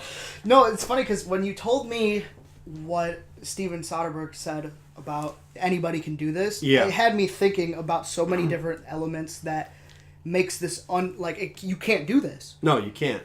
$1.5 million. Yep. Yeah, who has that? Nobody. Anybody can get $1.5 million. Yeah, right? Just take out a bank loan. All you got to do is make one of the biggest ensemble films ever made with Brad Pitt and George Clooney and Matt Damon. Yeah. And then it'll be easy for you, Tyler. It'll be easy. Yeah, that's what it is. Let's see. Then you got the cast. Yeah. Especially the cameo. Yep. Yeah, yep. everybody has that person. Yep. The editing skills. There's definitely some money that went into the software. Oh, of course. This is not something that everybody can do. Yeah, not just that, but the cinematography. Steven Soderbergh has been his own cinematographer for like all of his films. He just goes under a pseudonym. And this guy is a professional cinematographer. He has professional lights, professional equipment, professional gaffers, and professional grips to freaking light the shit. Okay, equipment aside, because you said he did it on an iPhone. Yeah. Definitely shows. He does have a good point about having a lot of perspectives. That's something that almost anybody can do. All right, we should start with the film itself. I did like the film. It does have some really good tension in it, and it is really kind of freaky. And I think the fact that it was shot on an iPhone kind of adds like this B-movie grindhouse. It even it even ends like a B-movie grindhouse film with the whole freeze frame. Yeah. You know, it's like a B-movie grindhouse film, and I like that. But like you said, my biggest gripe with the film isn't even with the film. It's just the fact that the director, Steven Soderbergh, is sort of like, I don't want to say pompous, but he's very outspoken in the fact that he truly believes that this is something that can be done by anybody. And by the virtue of you not doing it, it's almost like a failure on you. It's like, you see, I made this film with an iPhone. What's your excuse? It's like, dude, you made this for a budget of $1.5 million. It's not just that aspect. There's more to it than that. Yeah. If he was to bring it to Sundance, yeah, he would have so many people flock to it because of his director's reputation. Exactly. He already has an established reputation. I mean, that aside, you could have thrown all of this out the window. You could have just got like regular people and then directed them, like maybe even local to whatever area that he filmed it at. Yeah. And you've worked with actors before. You could probably bring out the best in them. Yeah. You could have worked on the script or the screenplay, because honestly, the story, although I thought it was pretty good, I was a little simplistic. I knew exactly where it was going as soon as like it established like all of the elements. But I do agree with the point that you could do better with your camera work. You could find more interesting perspective from different areas. It doesn't have to be so stock. Yeah. With that notion, it didn't really negate the film that much for me. It's mostly just the main character. Really ruined it for me. Really? She's really awful. She seems pretty smart in the beginning of the film, but then she just becomes so gullible and just infuriating. She's so mean-spirited. I feel like the film captured her being manipulated very well, though. Like, I feel like she was thrown in this helpless situation, and I sort of felt helpless alongside her. You know what I mean? Maybe you feel differently, but I felt pretty helpless. I feel like that she's smart in a lot of scenarios, especially towards the end. Yeah. Why was she not able to just distance herself and say, I look like a fucking maniac when I'm just screaming my problems at the staff member. Right. Like, you could go about it differently. Yeah, that's true. You know, horror films and stuff like that, like, not necessarily that this is a horror film, they have that kind of logic sometimes to, like, keep characters in certain scenarios. I get that. It was just kind of hard to connect to the premise because I really got mad when I found out what it was about. Really? I hate that kind of thing. I would actually kill somebody if they tried to keep me against my will. Well, then that would just implore other people to think you were crazy, though, if you did that. Exactly. Yeah. Exactly. But like, so you're in a lose-lose situation, and I find tension in that. You find tension in that? Yeah. The thing is, I don't think that makes you crazy. What? I don't think that if somebody is holding you against your will, that's like it's tricking you to sign away your soul. I don't think that makes you crazy. Well, if you want to leave. No, well, that's the thing too. Is like she was tricked to being committed, to committing herself, which is not a spoiler. It kicks off the film. It's like it's in the beginning. That's what the friggin' film's about. But I feel like she's trying to express that she's not crazy. But if you did like kill somebody for holding you against their will, I mean, who are they gonna believe? The staff, the sane staff that works there, or like the person who was committed to a mental ward? I would let them know straight out, like Like before we're in the scenario, like I would kill somebody, and I'm sane enough to say that now. I'm sane enough to do it later. That I don't know if someone told me that, I would be like, okay, this person. I see where you're coming from. Yeah, it's just morally wrong. I mean, yeah, that's the point, though. You know, yeah. I mean, that's kind of what the film is saying. You know, it's saying that what's happening to her is wrong. It is. So, you know, maybe you're right. Yeah. I could not agree with her. Yeah, in so many different areas. I liked it, man. I really did. Again, it's in my top 10 of the year. I will spoil something about my list, though. It's definitely at the bottom of my top 10, though. Okay. Definitely one of the bottoms. It's not like in my top 5, but I get you. I think a lot of it. I like Jay Farrow in it. That was what I was going to say. He was really good in it, and I think it really shows his acting chops, and I liked his relationship with Claire Foy. A lot of it, the only gripes I have are behind-the-scenes stuff, which I can't hold against the movie. Because, again, I did like the aesthetic of the iMovie. It freaking made it like a B-movie grindhouse film. But like you said, it's like... he's acting like he literally just pulled out his own personal iPhone and filmed it with it, like with the onboard camera. He obviously used like a special app, you know, the Filmic Pro app, and he probably had literally cases of iPhones that he could have just used. Because the memory on this thing isn't that great. So he probably like filmed it, filled it up, grabbed one just out of the box to film another one. He had like a case of iPhones, I guarantee you. He's acting like he filmed it on his own personal iPhone. Like, no. No, dude. You would have case of them. Yeah, you use that budget to buy like 1,000 iPhones. You know what I mean? Just to use it. You know, And pay your actors. Right, Mostly. and pay your actors. So it's I guess where I'm coming from is that it was infuriating, not in a delightful way, like The Hunt. To me, it was though. Like I was like frustrated for her, but like in a good way.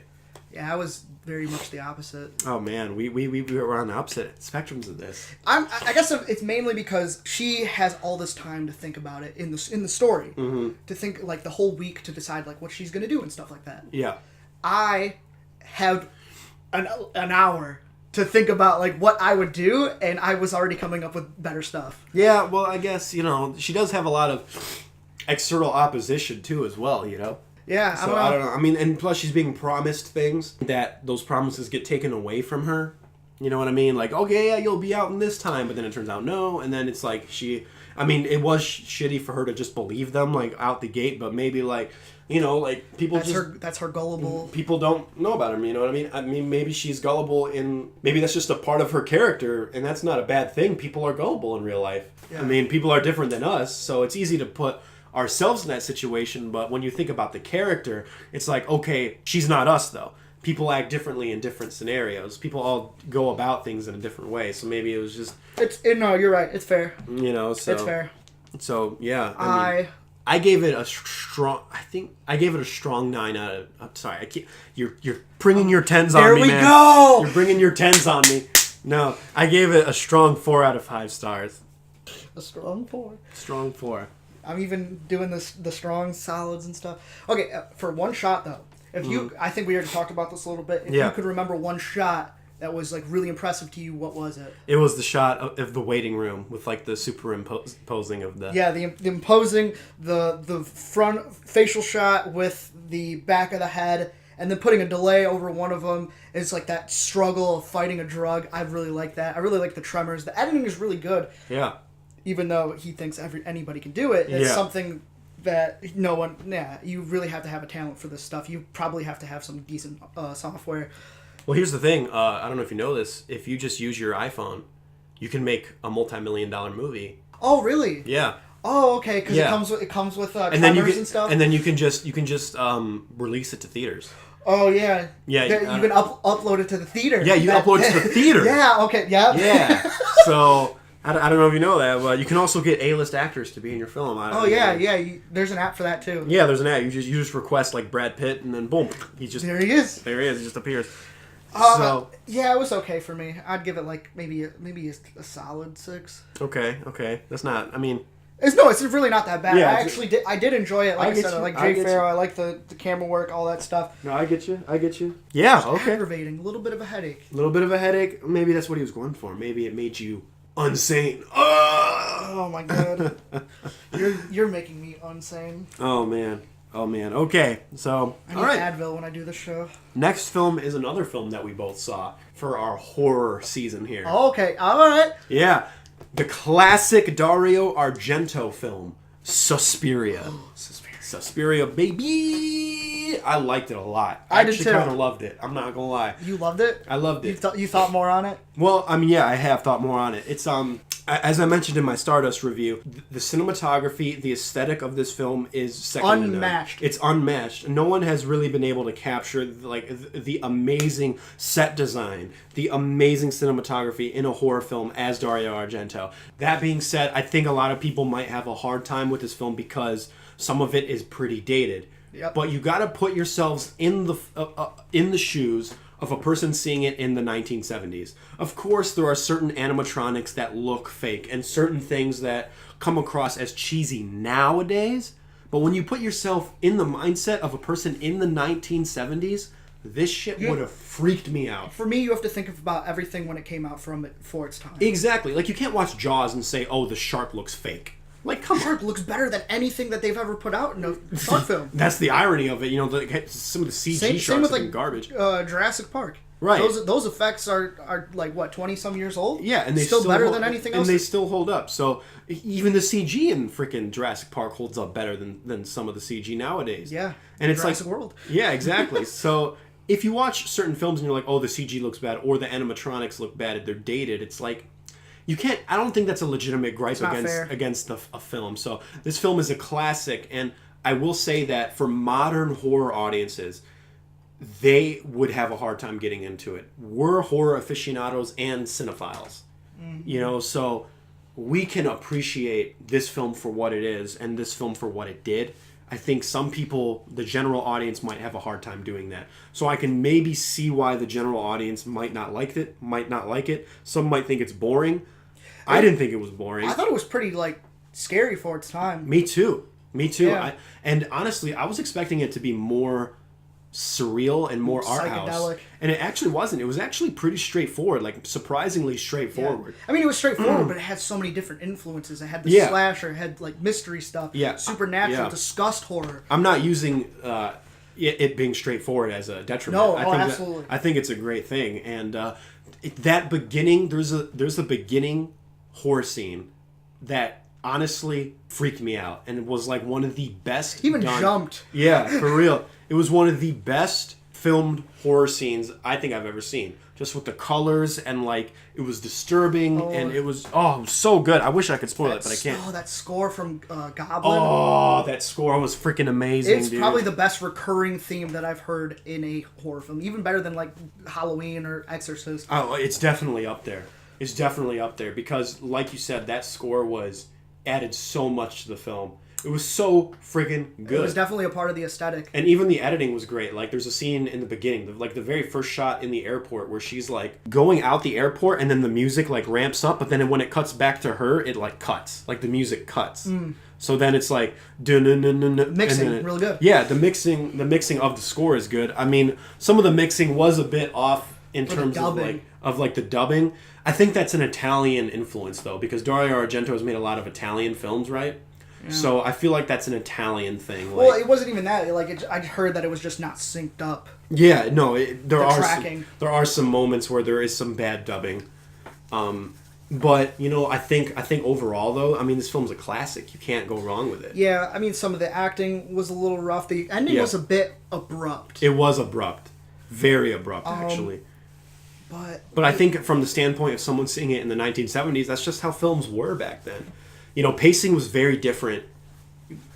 Pacing was very different back then compared to now. You know what I mean? Now we live in a world where, you know, a lot of people enjoy fast-paced horror and fast-paced things, but, you know, back in the 70s, that wasn't the case. You know, now we're starting to revert back to it with something like It Follows, but I don't even think It Follows would be considered a general audience horror film. You know what I mean? And, you know, I think putting yourself in the shoes of someone in the 1970s can really make you appreciate the film more for its pacing and more for its aesthetic, you know? Agreed. And I really... Okay, what do you think? Do you think the remake... Because I'm sort of half and half as well. Do you think the remake that's coming out in November... Do you think it should have tried to copy that aesthetic, or do you like it the fact that it's not copying the aesthetic and it's just trying to do its own thing? I think it takes away the whole purpose of using the name Suspiria. Yeah, it's definitely like a Euro horror influenced thing. Yeah. And then because you got stuff like the set design. Yeah. It's very like Jodorowsky. Yeah. I was definitely getting some like Holy Mountain type vibes. Yeah, it's like very like cubic too. It's like Neil Kubik's kind of inspired in some parts and geometrical. And yeah, stuff. Exactly. And it's just so there's a lot of cubism there too. And I feel like the remake, on one hand, I respect it for trying to do its own thing because I think remakes should try to do that. They should try to do its own thing, but at the same time, it takes away from what made Suspiria Suspiria. The remake is keeping the whole dance academy aspect to it. They're keeping the same characters. Any horror film can do that. Yeah, exactly. So, but they're keeping the same characters and basically the same plot, but they're removing the aesthetic. And it's like, I think if you take the aesthetic away from Suspiria, it doesn't make it as good. Not nearly as good. Not nearly as good. So you're taking Suspiria, but you're taking the aesthetic away from it. Then you better deliver on the scares then, I guess. But from the trailer, from the remake of Suspiria, it's given me strong Hereditary vibes. Like strong. I don't know if you've seen the trailer for the remake, but I saw like bits and pieces of it. It's given me strong Hereditary vibes. It seems like it's trying to be a modern art house horror, and I'm like, I don't know. Yeah. I don't know. I miss the colors, man. I want to see those colors. The color palette was so good. There's so many different colors that you don't even associate with like horror. Yeah. Like that green. You know. Yeah. But like I heard, because we watched briefly, some of the special features. Yeah. There was when he was talking to Dario Argento about the colors. They watched Walt Disney's Snow White. Yeah. And I remember exactly what scene they're talking about when like the witch is concocting the potion or whatever. Yeah. There's a ton of colors that flashed onto the screen. It was very influenced by that. I could tell. Yeah. Good stuff. It is good stuff. I bumped it up from what we talked about. Oh, it definitely had to like sit with me a little bit. Yeah, what would you give it? A high 8. High 8? High Yeah. 8. I gave it 4 out of 5 stars too. I think it's great. And like you said, the cinematographer, and I believe I read this somewhere or heard it somewhere, but they really wanted to try and do an unconventional horror film with the lighting because back in that day, horror was like, it had to be dark. It has to be dark. It can't. There's like sunlight. Like no, you got to do it at nighttime. It's got to be dark. The only color you can use is black. So it's like there was too many rules. Yeah, there were too many rules. So this film was like, let's make this film as bright as possible with all these different colors. Like let's just take the whole image that's in front of the screen and make it blue or make it green or red, and like we'll just turn that brightness up and make it scary. And they did. They did, absolutely. They totally did. So I will still see the remake, but it's got a lot to live up to, though. Yeah, I was definitely not a fan of those just plain white walls and the... Yeah. Gross. Exactly. So, again, 4 out of 5 for me. High 8 for me. Woo! All right. Go ahead. Oh, boy. I think the next one that we have is another one that because we watched 2 back-to-back films. That's right. Right away. That's right. So the next one... Train to Busan. Train to Busan. I've heard a lot about this film, so I'm glad we watched it because there's been a lot of talk about this film. James Wan is thinking about doing an American remake, or producing the American remake of it. So I gotta say, right off the bat for that, yeah, doesn't really make sense to me. Yeah, it gives me vibes of when they remade Let the Right One In, and I'm like, why? They're doing it so soon. It's just so soon. It's just strange to me. I mean, it's mostly because this movie, Train to Busan, doesn't really have that much going for it that breathe new life into it. It's like in one location. Yeah. Kind of one location. Isolated, I guess you could say. And then you have not a lot of tropes that change zombies in any way. There's like one maybe. Yeah. And it's so minor, it's like it's not even worth talking about. Basically, you just have to up your game and just write better. Yeah. And I've heard a lot about this film.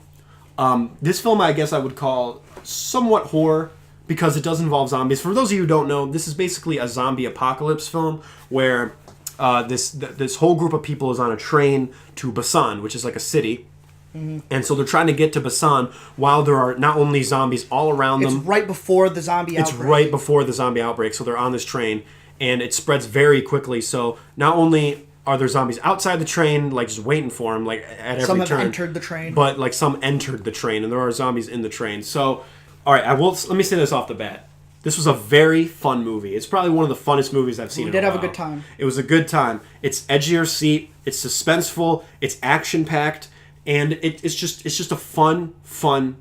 A lot of likable characters. There's depth to the characters that didn't need to be there, in a lot of horror films or thriller films. You can easily neglect those type of things and develop each character. There were some badass characters. There were some characters with heart that you actually cared for, and great child performance. Great child performance, super good. And you bought the emotion and you bought the intensity of the situation. That being said, it's a great film, right? It's like what's wrong with it? I was on the verge of a 4-star for this one, 4 out of 5 stars, but it got brought down to a 3. Because the amount of contrivances in this film, I couldn't overlook. There is a lot. The film breaks its own rules for the sake of plot convenience. That's what a plot contrivance is. So there was just too many of those. You know what I mean? Like at one point, the zombie infects the brain instantly. Zombie bites you, you're a zombie. And then in it takes a 2 while seconds. for other characters. It just really depends. Yeah, they pick and choose. And then if it's an important character, they make it last longer, and then all of a sudden that person's bit, and it takes like minutes to be infected, which sounds like a nitpick, but it really isn't, because it sort of takes you out of the film once this stuff happens. When you add them all together, exactly, and there are a lot of plot contrivances where, again, like I said, the film breaks its own rules for the sake of plot. There's one the one that annoys me the most is they went through this whole entire sequence of getting from one side of the train to the next. Yeah. And then they finally got there, and they couldn't find another way to include zombies into the scenario, so they had to have human intervention to do it. Yeah. And I didn't know enough about the character to say that this character would do something like this. So it just felt like the writers had kind of walked into an issue, and they're like, you know what, this is how we're going to do it. Do you feel the need of adding an antagonist was, like, unneeded? It was unneeded, but Yeah. it would definitely happen. Yeah, I mean, it definitely degree. would. So, I mean, it did engage me in the story because I was like, I hated that guy. And I was like, I hate him. But you're right, there's a lot of contrivances. Like, there's a part where, and this isn't a spoiler, but this guy tries to save someone else from a zombie. So, in grabbing the zombie, the zombie's mouth is not near the person. So, it's not like he sacrificed himself. Oh, yeah. So, it's not like he sacrificed himself so the zombie would bite him instead of the other person. No. In grabbing the zombie who was already away from the other person, he puts his hand over the zombie's mouth. Why would you do that? And again, it's for plot convenience because this character needed to turn into a zombie to do this, and Yep. And again, it's like The follow-up scene to that was really good, though. it was very good, but it's like I just wish they could have done it in a better way. Yeah. You know what I mean? It's like dude, come on. Like the zombie's mouth was not close to that person. You could have easily done this.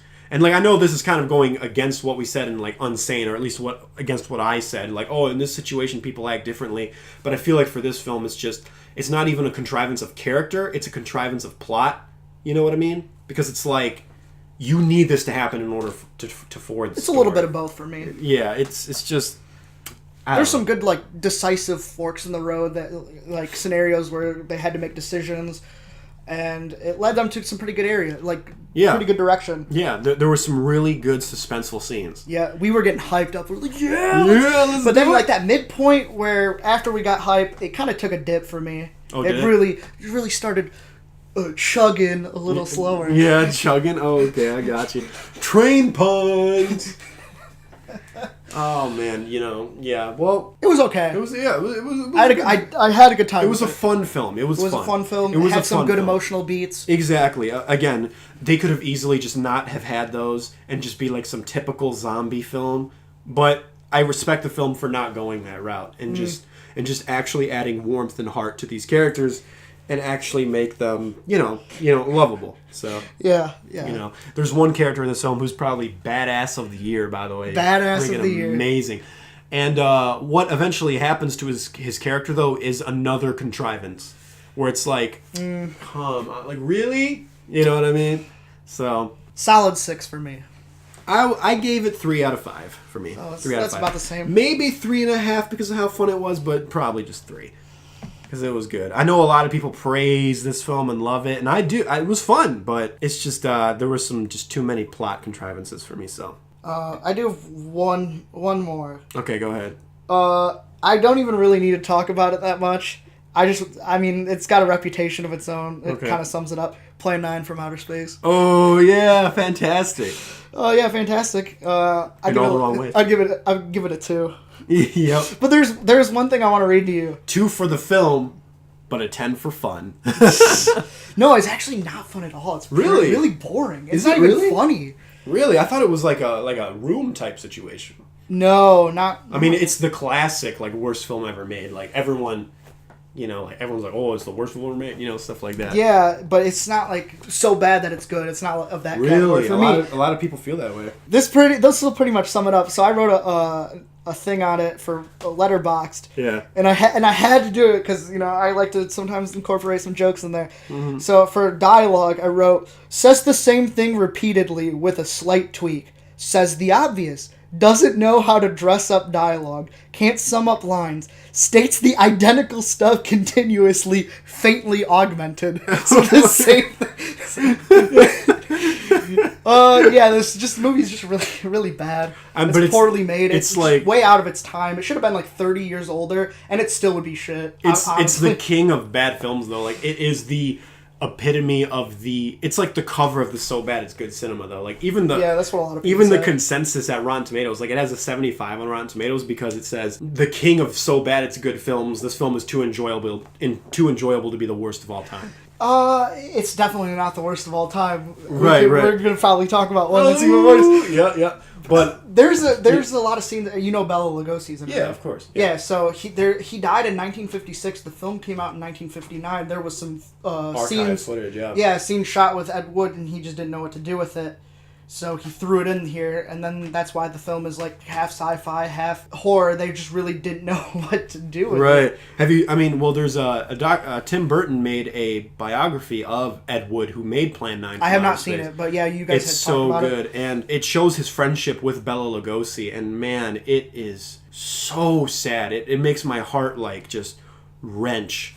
Like what Bela Lugosi, like he was like a washed up star at the time. You know what I mean? He was a guy who really wanted his star back, and it was just, oh my god, it's just so sad to see like an elderly man like past his prime, and you know having to resort to like these types of films. But he according to Ed Wood the movie, like he loved doing it because he loved Ed Wood, like they were friends. Mm-hmm. You know, so oh my god, it's just it makes me tear up. I'll definitely have to watch that film. Yeah, it makes me tear up just thinking about it. Like it's so sad, but it's there's some charm here. Mm-hmm. This is just a lesson book of what not to do when you're making a film. Yeah. So at the very least, I'll give it a 2 out of 10. No, I got you. The main event, baby. The main event time. We are going to review right now Sony's Venom in the bad boy denim. I'm not as enthusiastic about it. No, that was from the song. What is it from? Eminem's song at the end credits. He's like, Venom!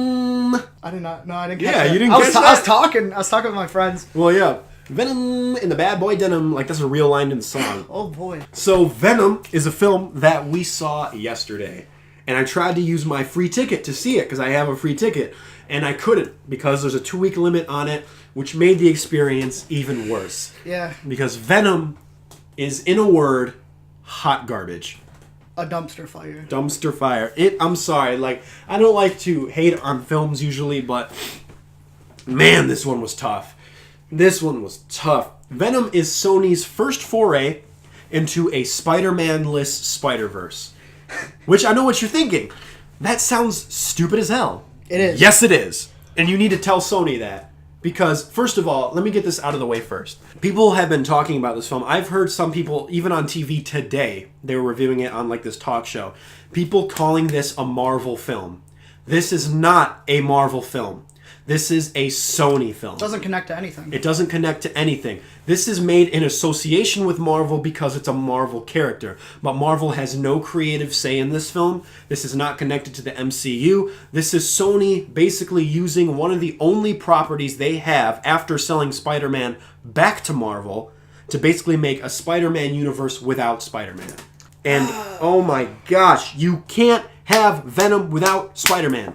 This movie proves that, basically. Where do we even start with this? I don't even know where to start with this. I think I'll just start with the introduction being super fast. It's like they had to speed run it, and then by that point I was like, yeah, I'm not going to care about any of these First characters. of all, off the bat, this is written by the same woman who wrote 50 Shades of Grey.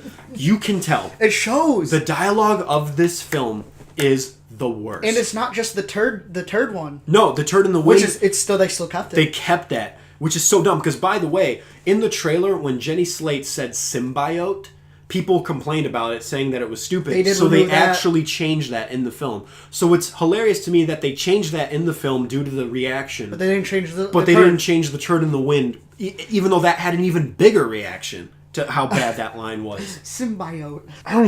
You're right. I don't even know where to start. Okay, so it hurts my head. The dialogue is super cliche to the point where there's a zoom in on people's characters. They're like, "You can't pilot that alone." I'm not alone. I freaking laughed so there were so many times in this film I just shook my head. There was a couple times that I laughed out loud, but never to any joke. Never. Just how bad the jokes were. The comedy in this film is so awkward. I didn't know if it was supposed to be comedic. There's a scene with Tom Hardy in a restaurant that's supposedly supposed to be playing for laughs. It's not funny. It's awkward. It's super weird. And that just encapsulates this film. It's awkward. Freaking Tom Hardy's performance, even from before he's Venom, is so weird. He felt like he was drunk the entire time he was on set. Like, for real. He really was. I don't know if I should blame it on him as an actor, which I don't think I should because he's a great actor. Should I blame it on the director or the script? Because the script, like, when you're handed these lines, it's very hard to make these lines be good. Not good. You could be the best actor in the world, man. These lines are not going to come out. That's what good. George Clooney said. Yeah, exactly. So, I mean, the script is just bad, and it's so paint by numbers, and it's so cliche to the point where this film feels like a film that should have come out in 2004. It looks like it was written in 2004. To the point where even Tom Hardy takes out newspaper. First of all, no one gets newspapers anymore. Nobody gets newspapers. Starts circling them. He starts circling the job opportunities in the newspaper. Why not just use Indeed? Just you go online. This is what I'm talking about. It has elements of a film that was made for 2004. I'm like, this seems like a superhero film that was made during the time of Daredevil or Ang Lee's Hulk. Yep, before you know they started up the MCU. Exactly. This looks like a pre-MCU film, and I just can't believe that they fell victim to this trap. Yeah. There's the logic in this. There's so many What instances. There's so many instances where we're like, that doesn't make any sense. That doesn't make any sense. We were like coming up with stuff as we were walking to the car. And then here's the thing: you have Tom Hardy, Riz Ahmed, Michelle Williams, Oscar-winning actress, isn't she, or Oscar-nominated? Whatever. She's been nominated. Yeah, wasted. All three of them are wasted. Wasted, especially Michelle Williams. Totally wasted. They're sleepwalking through the film. I think out of anybody, Tom Hardy's the most wasted. I think he's one of the best actors alive right now. Yeah, and then they freaking... What was that? What was the decision there? To make him like this twitching, like, crackhead, like, weirdo. Well, that's the thing. He always plays characters like this. This is his most normal role, and he's still insane. Yeah, it's just... And it would be fine if he was like that after he got Venom, because you would get it. But he acts like that before Venom, even. And honestly, I just... again, I don't... Okay. All right, let's back up for a second. So... Here's a huge plot hole that I thought of, which I don't know. I have one for you too. Okay, so what I'm thinking of is light spoilers, but not really. Tom Hardy is dating Michelle Williams' character, which, by the way, I don't even know why they're dating, because no chemistry, first of all. And then secondly, they just seem so opposite on the life spectrum. Like, he's like this down-and-out loser who's barely getting by, and she's like this accomplished whatever. Here's the thing, though. She works for the Villains Corporation, right? Mm-hmm. He gets the interview because of going through, like, he gets, like, his gotcha journalism question because he went through confidential emails from her that were sent to her. Yeah. She gets fired for that. And then it's just never mentioned that she worked there. Ever. Even when they bring her back into the story, they don't bring her back because she knows Carlton Drake's company. No. They just bring her back because out of necessity to have a love interest. Because they paid her. Yeah, because they paid her. Instead, Jenny Slate's character should have been her. It should have been her. Because, and again, light spoilers here, she knew that they were running human trials with the symbiotes because they sent her the confidentiality email. But then they just fire her, and then that's it. That's the last snippet of connection that she has with the company. Why did she even have that connection with the company in the first place if they just sever that connection and then never explain it again? I got one for you, too. All right, go ahead. When they're going into the science facility, yeah, we were talking, like, we're like, why doesn't anybody just notice it on camera? If it's so important and they have all these like artifacts and stuff, why there are no cameras? Yeah, why aren't they watching it all the time? Yeah. Then they sneak in and stuff. It was way too easy, by the way. It was way too to get easy into that facility. It reminded me of the Amazing Spider-Man when Peter Parker just walked into a room with super spiders. But then they find out because I'm assuming they have videos to show that this person was in there. Why did they have to ask her who it was? Right. He's had a history with the company. Yeah. And he's famous. Yeah. That was really stupid. Yeah, so mine was more of a storytelling gripe, and yours was like a plot hole. Yeah. And it just shows how just crazy this film is, even to the point where the littlest of continuity is wrong. There's a part where Carlton Drake gives his pin to a little kid. In the very next scene, he has the pin on his lapel again. You couldn't CGI that out or something? That scene, I forgot about that scene because it's super funny. The girl, like, asks a question, and he's like, no. She will not be silenced. asking questions is good, and then never answers the question. She never even finds out what the question is. She never even answers it. Oh, God. God. Oh, my God. Excuse me, I have a question. Shh. No, don't shush her. People should ask questions. You know who asks questions? The future leaders of America. Here's my pin. All right, that's the end of the tour, everybody. We're not going to... That was so bad. My God. So... And I know what you're thinking. Oh, you're just nitpicking. No. This is not nitpicking. It's filled to the brim with stuff filled like to this. the brim with stuff like this. First of all, the symbiote in this movie is not the symbiote from the comics. But it sort of just makes up its own rules. In the comic books, once the symbiote attaches to somebody, it knows everything about that person's life. Everything. Not only everything about that person's life, but it knows everything about the previous hosts. That's what made Venom such a scary villain for Spider-Man.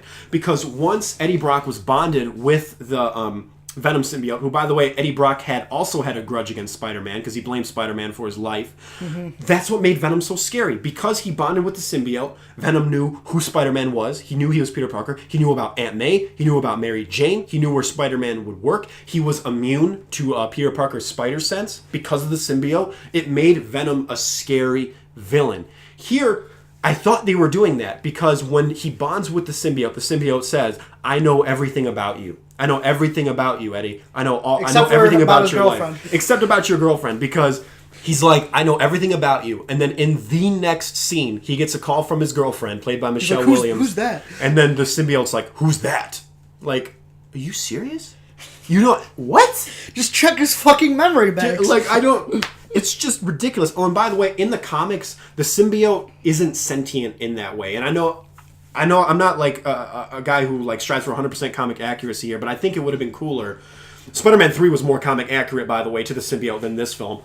The symbiote doesn't actually come out and talk to you. It's not its own separate personality. It doesn't control you in the sense that it's literally a voice talking to you. The symbiote in the comics takes over you, but it takes over you without you knowing.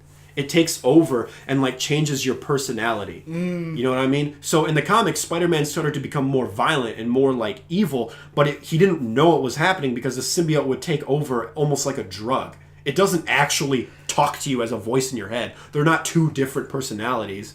And I get it, there's a whole we thing with like Venom, but like with Spider-Man, it's like in the symbiote, that's not what the symbiote does. And again, I don't strive for comic accuracy, but the whole thing of what makes Venom interesting in the comic books is Spider-Man. He becomes Venom because of Spider-Man. I wouldn't have he has a spider on his friggin' chest.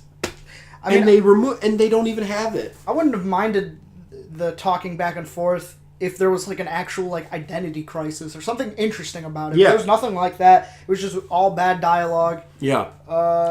Yeah. And I heard a lot of people say that the best part to them was the dynamic between the suit and I never felt that way. And yeah, I never felt that way either. There's a film that was released this year called Upgrade, which did it 10 times better. And is almost the exact same premise of a guy who has a voice in his head. I mean, I know you don't know the basic premise of Upgrade? I don't know anything. You don't know anything about it? That's why I wanted to see it so bad. Okay, then I won't even. But no, you're fine. I get it now. There's a similar premise of a guy who has a voice in his head, and he almost does the same thing Venom does, but it's told in a much better way, in a much more engaging of a story. Again, once you take Venom and remove the most interesting aspect about him, which is his relationship to Spider-Man, you remove everything interesting about the character. And I'm not saying they could have made an original story regarding Venom, but with the comics, you're already engaged into Venom because of his relationship to Spider-Man. And then you remove that completely. You have to create a new origin with him. Venom started as a villain, like a full-blown villain, and then became sort of an anti-hero. Here, he almost just seems like a good guy out the gate. See, not for me. Like, he was giving me the vibes that he was, but then at one point he's like, we're going to just destroy the world, and we might keep you around. Do you remember something like that? Yeah, like you mean the symbiote said that? Yeah. Yeah. I got no. I'm talking about Eddie Brock. I got conflicting vibes from the symbiote. Well, there was conflicting vibes from the symbiote, but I'm saying in the comics, he was a straight villain. Venom was a straight villain for a long time before he became this. Oh, you're saying like not the symbiote. You're saying like Venom. Yeah. When he attaches to Eddie Brock. Yeah, exactly. So Venom is because in the comics, Eddie Brock is somewhat there's more of a back and forth than there was between the symbiote and Spider-Man. That's why he says we. But the reason he says we in the comics is because the symbiote attached to him, and they both had a grudge against Spider-Man. So that's why it's almost like two people fighting Spider-Man in a way. You know what I mean? So what I'm saying is like Eddie Brock seemed like a good guy out the gate. When in the comics, no. He wanted revenge. Like in Spider-Man 3. Which, by the way, I defended Spider-Man 3 last week. And after this film, I'm going to say it. The Venom in Spider-Man 3 is better than this Venom.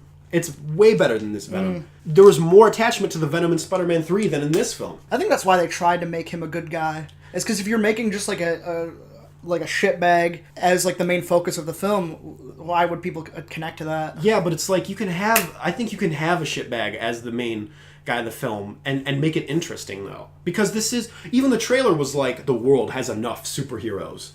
Dude, you're a superhero, bro. He's a superhero. You are a superhero. You are not an anti-hero, okay? You're not Deadpool. He didn't feel like an anti-hero. No, he felt like a straight hero. And by the way, the symbiote's motivation for wanting to destroy the world and then all of a sudden wanting to save it. That's what, came out of nowhere. Yeah. And then it's funny because even Eddie Brock is like, "Why? What changed your mind?" And then this is literally explained in one line. He's like, "Because of you, Eddie." That's it. What does that mean? I don't know. You've been bonded to this guy for like 2 seconds, and it's like all of a sudden now he like made you realize that you want to save the world now. That movie went by really quickly too. It did. Not in a good way either. Did. It's just real rough. It is rough. And then Riz Ahmed playing the typical paint-by-numbers billionaire industrialist guy who's the villain out of nowhere for some stupid reason. They chose a really obscure character from the comics to be the villain, which is Riot. And by the way, Riot, who's silver, is fighting Venom, who's black, in the dark. I didn't know what the hell was happening. I did not know either. Wow. I couldn't tell. The action in this film is so incoherent because they basically just turned Venom into like glue. Like what is happening? When they were fighting each other, you can't tell what's happening. It reminded me of like Transformers. Like when you just have gray clunks of like gears fighting each other. In the dark. In the dark. It's like, what is happening? I don't even think if you bumped it up to the rated R, I know that was a concern for some people, it would have made it any better. Even though there are a lot of times when he like just bites the head off of people and there's just like no blood. They could have made it like funny, like just really gory deaths and stuff, but it could not have saved this movie. They wanted it to make it PG-13 because they want the possibility that it'll connect to the MCU. Marvel's not going to let that happen, especially after seeing this. Marvel's like, you keep your shit because we ain't accepting this. Okay? Yeah. And, or that kids are going to go see it because it's PG-13. Yeah, exactly. Oh, it might be all right for them. Which is weird because Fox has been making rated R superhero films for a while now with Deadpool 1 and 2, and they had Logan, and New Mutants is going to be R. So it's like Fox has the balls to do it. Why didn't Sony have the balls to do it, man? Sony just doesn't understand. I don't know why they're the only studio that seems not... as much crap as Fox gets for their X-Men films, which I think is a little unjustified, look at what Sony's doing. They don't understand their audience at all. These films are nothing but cash grabs. This film, again, seems like it should have been made in 2004 with Evanescence doing the soundtrack. You know what I mean? Yeah. It's just... It seems like it was made in 2004 or 2006. You know, it's just, no. And the fact that it's not connected to anything is there's really no reason to see this. It's not an entertaining movie. If you're gonna make a one-shot film, you gotta make it entertaining. I'm gonna spoil this for you right now. There's no connection to Spider-Man. If you're going into this film because you're hoping for a connection to Tom Holland or Marvel in any way, there's nothing. Don't go into the film expecting a cameo from Spider-Man. Don't go into the movie. Don't go into the movie. We're not trying to tell you what to watch, but we wouldn't recommend it. We would not recommend it. And again, because Sony can't even get superhero films right, they couldn't even get the end credits right. First of all, or the post-credit scene. First of all, there's both of them. First of all, there's two of them. The mid-credit scene, by the way, is not only extremely obvious what they're going to set up. I knew what they were going to set up immediately. They choose a surprise cameo from a certain somebody, which I already knew was going to happen because it was already announced that he was in the film. When I was watching the film and hadn't seen him yet, and I'm like, okay, he's obviously going to be in the mid-credit scene. Yeah. It was so obvious, and it was just, the end line was so badly written. I'm like, are you serious? It's for those normies. It's for those normies. There's gonna be. I'm like, come on, man. Really? Yeah. That's so dumb, man. And then the second... Which I was okay with. I was okay with it. The second post-credit scene is better than the entire movie. Yep. It's better than the entire movie because it doesn't connect with it. It was one scene from Spider-Verse. Yeah, we could say that. It's a scene from Into the Spider-Verse. And it ends on a weird note. It just keeps going and Yeah, going. I mean, first of all, end credit scenes are not supposed to be very long. That was like 5 minutes. It was like a 5-minute scene of this of Into the Spider-Verse, and it's like it's cool. I like the animation. That gave me hope for it even further. Yeah, I mean, I really like that scene. It's just Sony cannot get end credits right. Remember in Amazing Spider-Man 2? Have you seen it? Yeah. You know how they had the random scene from X-Men from Fox? Oh yeah. It's because Mark Webb had a contract with Fox that he wanted out of. Was that the Pyramid one? What Pyramid one? What? Oh, maybe I'm thinking of Days of Future Past. Oh, it was a Days of Future Past that they showed. It was the one where they were in the... did I say Apocalypse? What did I say? I said the X-Men Days of Future Past. They showed a clip from that movie in the middle of the credits of Amazing Spider-Man 2. And it's like, the reason is because Mark Webb had a contract with Fox that he wanted out of. And Fox was like, okay, then use Spider-Man to promote X-Men, and we'll get you out of the contract, which they did. Which only adds to the whole weirdness of Amazing Spider-Man 2, just the whole train wreckiness of that film. And this sort of gave me that vibe. It's like, wow, you're just going to promote another film? I think this movie's worse Oh, then what? than The Amazing Spider-Man 2? Oh, hell yeah. I think so, too. this is taking over my number one spot for worst film of the year. Oh, same. It's worst film of the year for me. I think it's just so sad. And then I remember when they pitched this film, they were saying it was going to be a rated R horror superhero film. It wasn't rated R. There was no horror, like no horror element to it. And it was just dumb.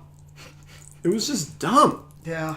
Again, you can't make a film about Venom without Spider-Man. He's not interesting enough. Avi Arad, who produced this film, has been wanting to make Venom for years. He's always talked about how it's his passion project. He made Sam Raimi put Venom in Spider-Man 3 against Sam Raimi's wishes. Now look what happened. You didn't got even do it right.